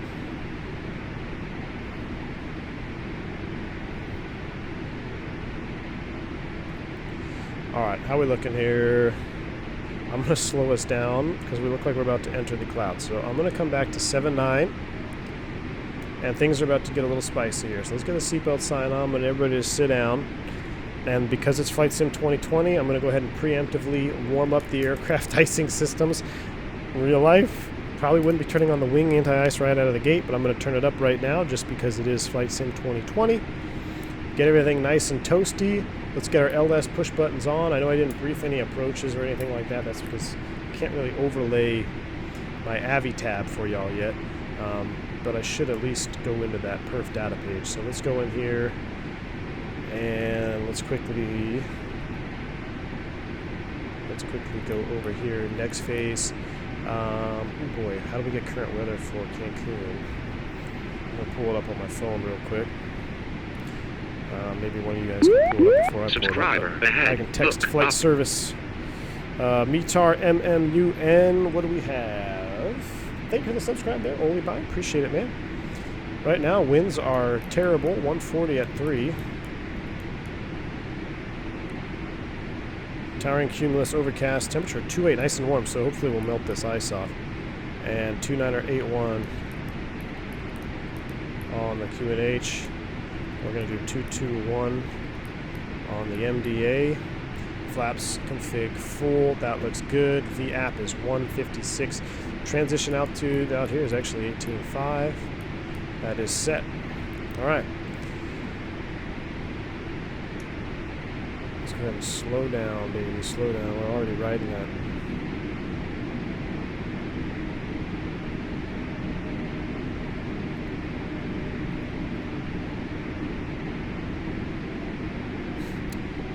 Leonardo says, any words of advice for someone trying to be an airline dispatcher? I'm 18 now and trying to get a license when I'm 23. Leonardo, that sounds awesome, man. I unfortunately do not have any experience with becoming a dispatcher, so unfortunately I don't want to steer you in the wrong direction or give you any false information. I'm not sure the best path for you to take, but that sounds exciting, man. Stick with it. And who knows, man, maybe you'll be dispatching for me one day. Super 6 Bravo coming in with the 10 pounds. Thank you so much, man. It's got the thank you emoji super sticker there. Super 6 Bravo. Thank you so much for your support on the channel. Really appreciate that donation, man. Thank you. Very much appreciated. I'm going to switch us over to speed to indicated. And I'm also going to come back to 250 knots for our crossing restriction there. That's supposed to be at 10,000. So I'm going to go ahead and go 10,000, and then I'm going to go open descent. And we are going to get on down because we're a little bit high there on that profile. We got a nice 10 knot tailwind. So we're going to crack the speed brakes too a little bit. How's that? That is a cool shot. I don't know what I like better. I don't know which. I can't figure out my favorite wing view. Behind the wing. Oh man, there's just so much to decide. Or like out here in front. I mean, that's pretty cool. Sammy Thumbs, I'm not on VATSIM, man. Not today, man. The next flight, we'll start doing VATSIM. I mean, right now we're looking at 0 dropped frames for the stream, which is fantastic. So I'm definitely going to be... I might try to sneak in that 1080p again, and then I will probably try VATSIM. So I noticed, I know it's not 1080p on the stream, but if you have the window minimized because you're interacting in the chat, it's actually not that bad quality. So I hesitate to change any of my settings right now just because everything seems to be working so smoothly. So I may just keep it in 720 and then go into VATSIM. Okay, here we go. Entering the clouds. Oh boy, this should be interesting. A little wing rock. What's going on up front here? We're at a 19. Get ready to transition. I said 29 88. Oh my gosh, the manipulators are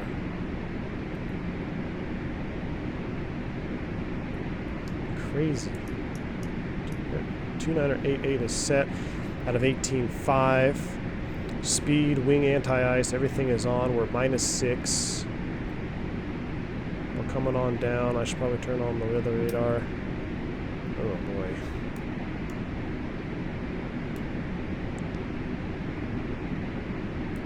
Turn down the weather brightness there. Alright, 15.8 descending for 10,000 feet. Epnel is at 10,000, which is 16 miles away. We're definitely caught up to it. We're good. We can go ahead and close you off. We're looking across 250 at 10,000 feet. 250 at 10,000. Already breaking through. Looking good. Looking good. How many miles out do you start your approach? It'll depend on ATC. I will tell you, 250 miles from your destination is when we, at our airline as a flight crew, begin the approach preparation phase. 250 miles hits, that's when the MDA or DH will pop up on your PFD. That cues the approach preparation phase. If you're not already prepping early. If you're a new guy, you probably start prepping a little bit early, but 250 miles, that's really when you really start focusing on the approach, getting the new ATIS, looking at the arrivals, making sure everything is in the box correctly. Not that you wouldn't be doing that from the get-go, but 250 miles is when you should really be focused inside. Carta says, gotta love the engine view V1. Hey, Carta, I'd love it even more if we had your engines out here, man. That's for sure.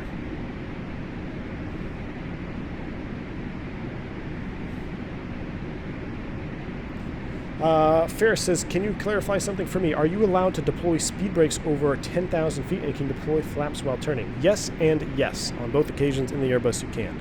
Now, unless it's a company limitation, there's nothing wrong with doing that. I pop speed brakes well above 10,000 feet. Matter of fact, you can hear speed brakes on the ground. If you live near an airport, the Airbus makes a very distinct sound when the air brakes come out when you're on the ground. You hear it flying overhead. Ooh. Ooh. You hear that sound, kind of like a dying whale or a mating whale, whichever you want to call it. That is an Airbus popping its brakes out. And then you hear, that's them stowing the speed brakes. I used to live right under DFW, the approach path out there, on about a 10-mile final. And you hear guys all the time, they get vectored in high, they're coming in, they're like, oh great, here we go, pop the brakes. And you hear them coming out. So, but yeah, you can definitely do it above 10,000. What's the difference between MDA and DH? Never fully understand how you calculate this. So it will depend. Okay, so to make it as simple as I can for you, the MDA is a minimum descent altitude, which is in barometric altitude, which means you're going to read that off of your altimeter. Your DH is a decision height, which is measured in height above ground, which will come off of your radio altimeter. So 221 is my MDA, that means I should see 221 here. Now that MDA is probably 200 feet above the ground, which I'd see on my radio altimeter down here. We'll say 200, because the airport is 21 feet above sea level, or whatever it may be in your instance. So MDA is a barometric altitude. MDH or a DH, anytime you see the word or the letter H, a height, that is a radar depicted altitude. All right, so our next fix is 4,230 knots. So let's go ahead and we're just kind of driving. Will it follow a VNAV profile? Let's just see. I'm going to see. I'm going to put it in descent mode. We'll see. We're going out of 10,000 feet. We'll get on our Mexican speed brakes. I'm going to keep the anti-ice on right now just because I don't know how Flight Sim is handling this.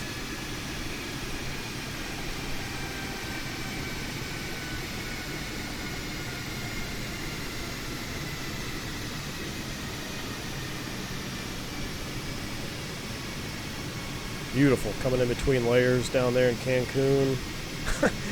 Man, it looks like we flew through a hailstorm or something. Missing paint. Either that or it looks like our airplane got COVID. It is one interesting looking paint job right now. What are the degrees for the flaps? 1, 2, 3, and full? That'll depend on if you're on a 321 or not, but that's a good question. I should know the answer. I know 40 degrees is full, I think. Or 37 degrees? Man, that's terrible. I'd have to look it up. I know they're not 10, 20, 30. I know they're not 10, 20, 30. So that is a good check ride question that I would need to polish up on. Alright, so Adler 4,000 feet, 220 knots. It looks like we're actually on the descent profile, so we're looking good. I'm going to slow to 220 once we get a little bit lower. The airplane seems a little bit more draggy than necessary. Okay, so here's plus 12. Technically, we're not out of, we are out of icing conditions. So, Godspeed, icing condition is coming off. How many miles out are we? We are about, if I zoom the range out, probably about 80 miles. Not even 40 miles from touchdown, so we're getting close. We got a weird little situation going on here. Not quite sure how we're going to how the airplane's going to handle this. I'm going to go direct to 506. So we're going to go direct UN 506 insert. Okay, that really... It's interesting. We're just going to roll with it. We're going to see what happens. We're at 5, descending 4. I don't know why our box is doing this.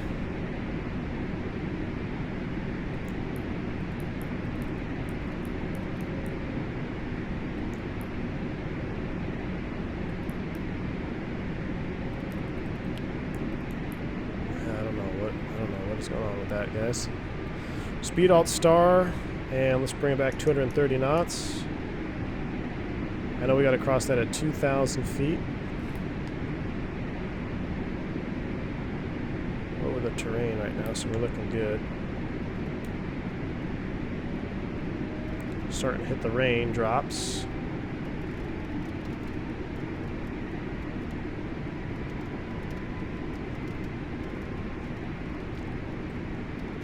So I don't know why I didn't clean this up here. Do I dare risk deleting those fixes?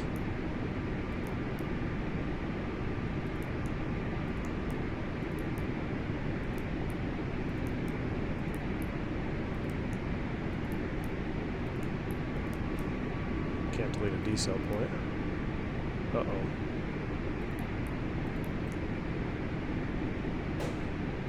Okay, now we're really doing something funky. Heading mode, select 160. Let's make it 150. So fly the plane first. I'm going to go ahead and slow to 200. I'm actually going to bring it all the way back to 180 knots. And then we're going to descend to 2,000 feet. So just fly the airplane. This is not what you want to see or not what you're expecting to see here because something is not right. So we are going to just not let the airplane drive us. We're going to drive the airplane. So here we go. VFE minus 10, flaps 1. Oh. Those slats start popping out. Look at the ice is actually coming off of the airplane. That's pretty cool. Slats are coming out. Wings are rocking. All right, and we need to open descent. Why aren't you descending? Down to 2,000.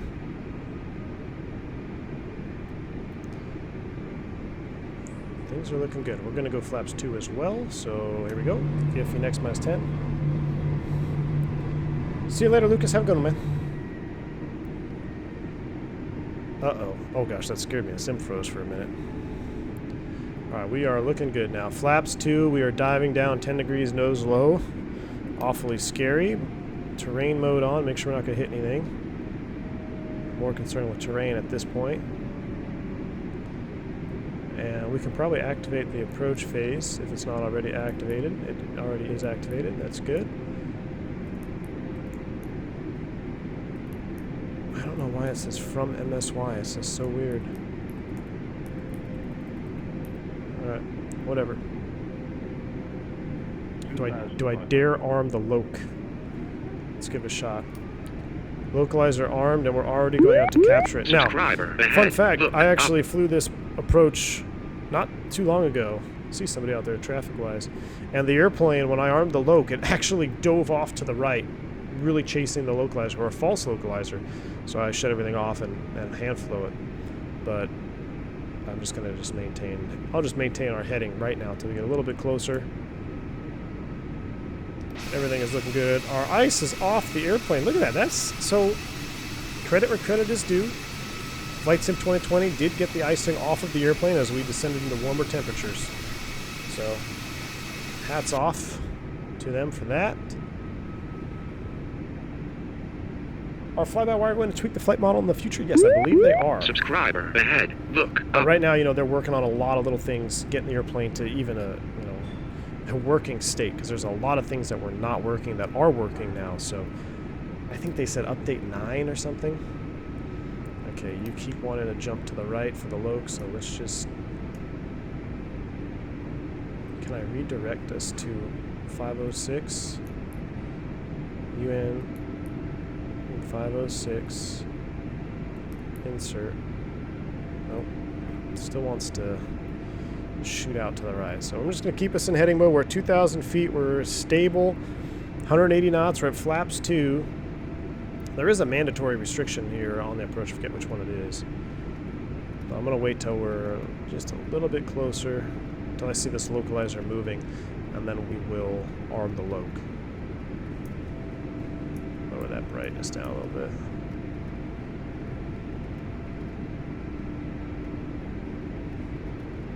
Flying Guitarist says, I've been experimenting with the flare. It feels so odd in this plane. It seems like ground effect make you float and push the nose back down, not balloon. Yeah, it almost seems like the airplane is constantly flying in direct mode. That's kind of how I would explain it, which doesn't really help anybody who hasn't flown the airplane, but it just seems... I move the stick and the airplane instantly responds to the same level that I'm moving the stick, which really shouldn't be.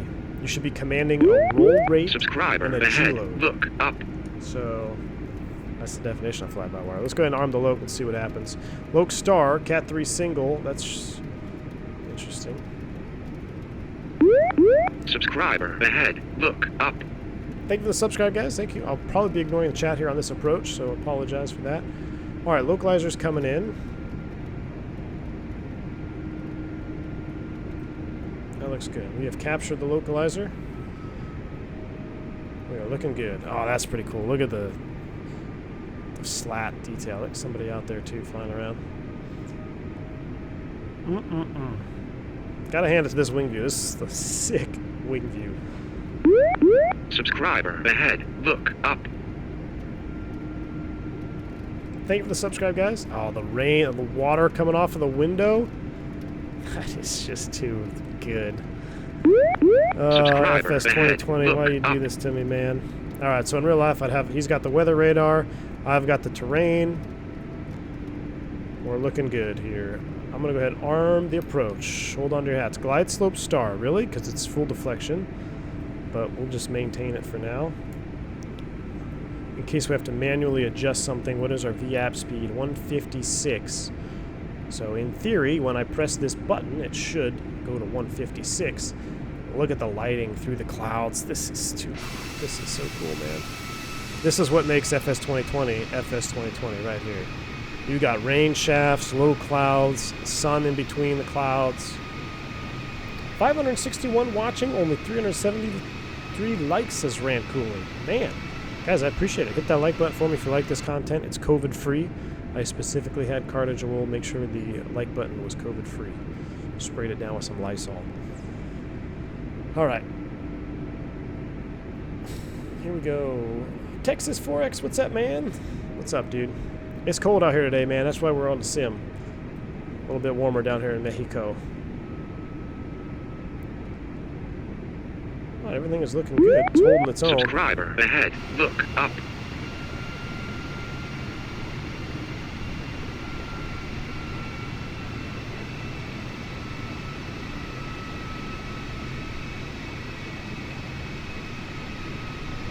We're going to really see if we can get this landing down the first attempt here. I do not want to be going around again.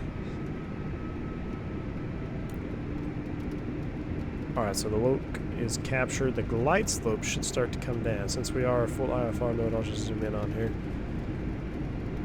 Loc is captured, glide slope star, which you wouldn't see that because the glide slope is still full scale deflection. But 9 miles out, 180 knots, we're flaps 2. We are set up. Subscriber ahead. Look Carter says, up. looking juicy. Yes, sir. Just a dude, this is FS2020. Like button is COVID free, but Carter Subscriber isn't. ahead. Look up. Oh, man.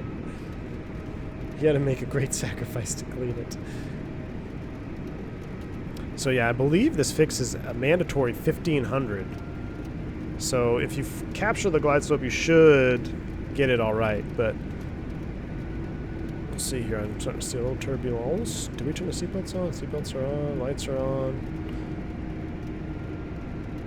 See that radar altitude popping up there? That's pretty cool. Below 2,000 feet RA. Get our ECAM memo. Subscriber ahead. Look All right, up. here we go. Manage.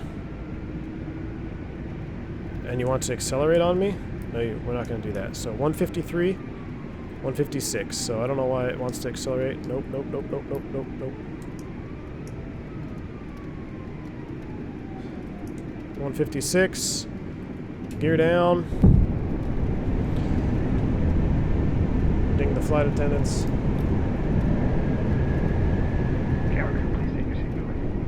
Still need a V1 sound pack for that. Flaps 3.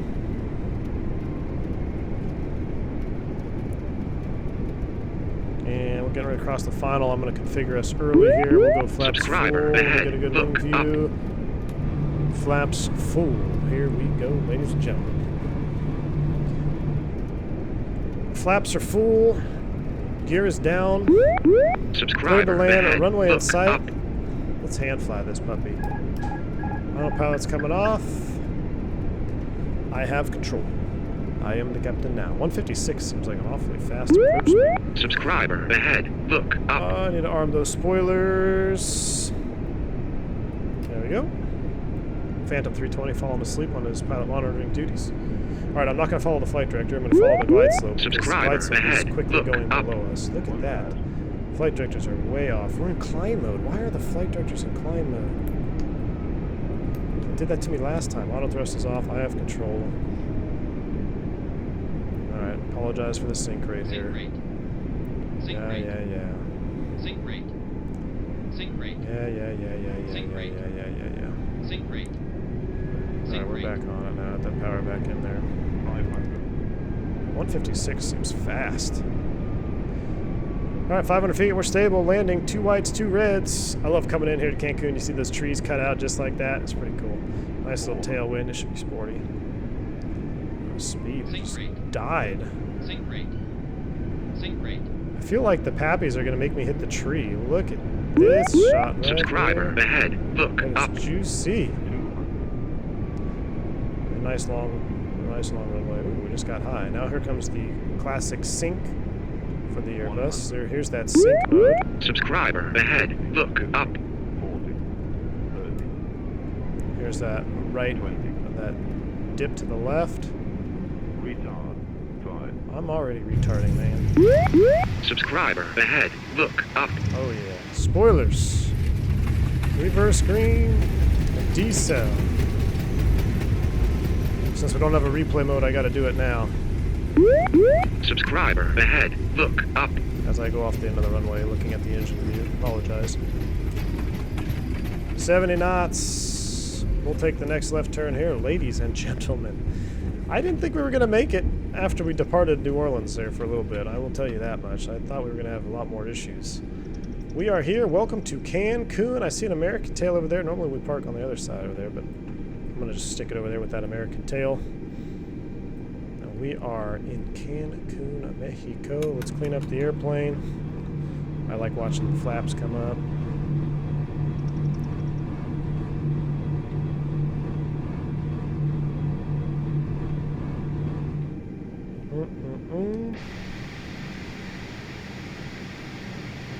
I'm gonna stick it right here in between Frontier and American. That was pretty butter. I think that was a pretty butter. Let's go ahead and turn off all these lights here. Into the ramp. Be a rookie with the strobe lights. The best is when there's, 40 airplanes out on a taxiway. Maybe somebody's jammed up, airport, weather, whatnot. Some you just hear over the radio. Check your strobes, dude. Everybody in every cockpit then looks at the strobe switch. You don't want to be that guy. Get the APU fired up here as we come into the gate. You can hear the igniter firing. That's pretty cool.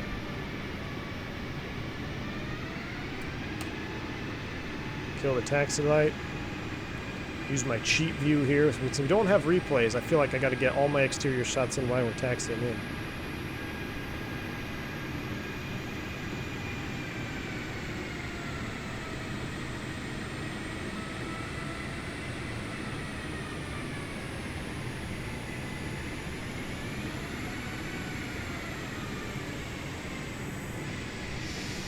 Well, it's close enough for me.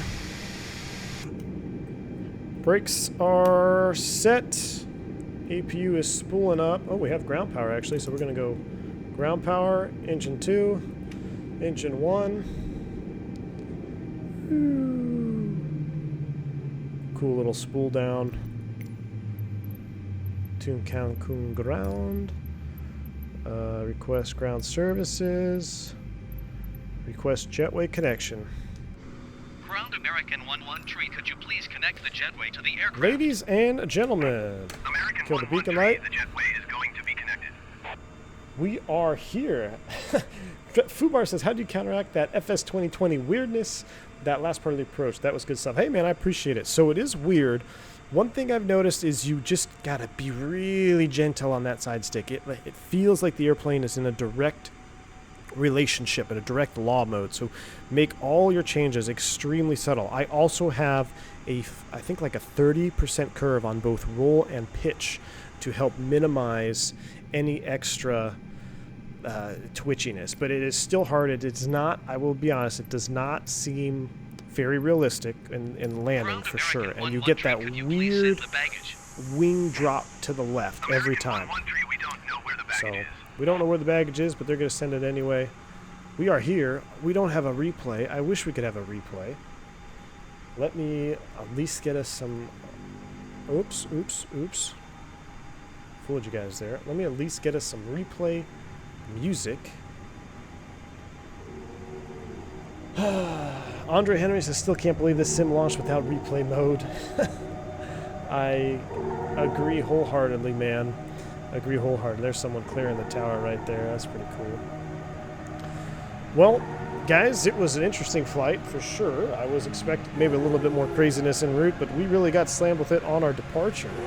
Flew into some ice, had an unusual attitude recovery, took that ice almost all the way to Cancun with us. We're down safe and sound in rainy Cancun as they brace for continued rain here as Hurricane Zeta passes by the area. So, Captain Tom, Cardiageable, Miss Jungles, Dougal, I'm Dimitri, Carta, all my mods, XP72. Thanks for working hard today. I wish I had a replay to show you guys, but we don't have one. That's FS2020 for you. I hope you learned something. I hope you enjoyed the content of this channel. If you do, hit that like button for me on the way out. All the guys are becoming members of the channel, donating to the channel. I appreciate you guys. Until next time, guys, I'm V1. Stay safe. Stay healthy. See ya.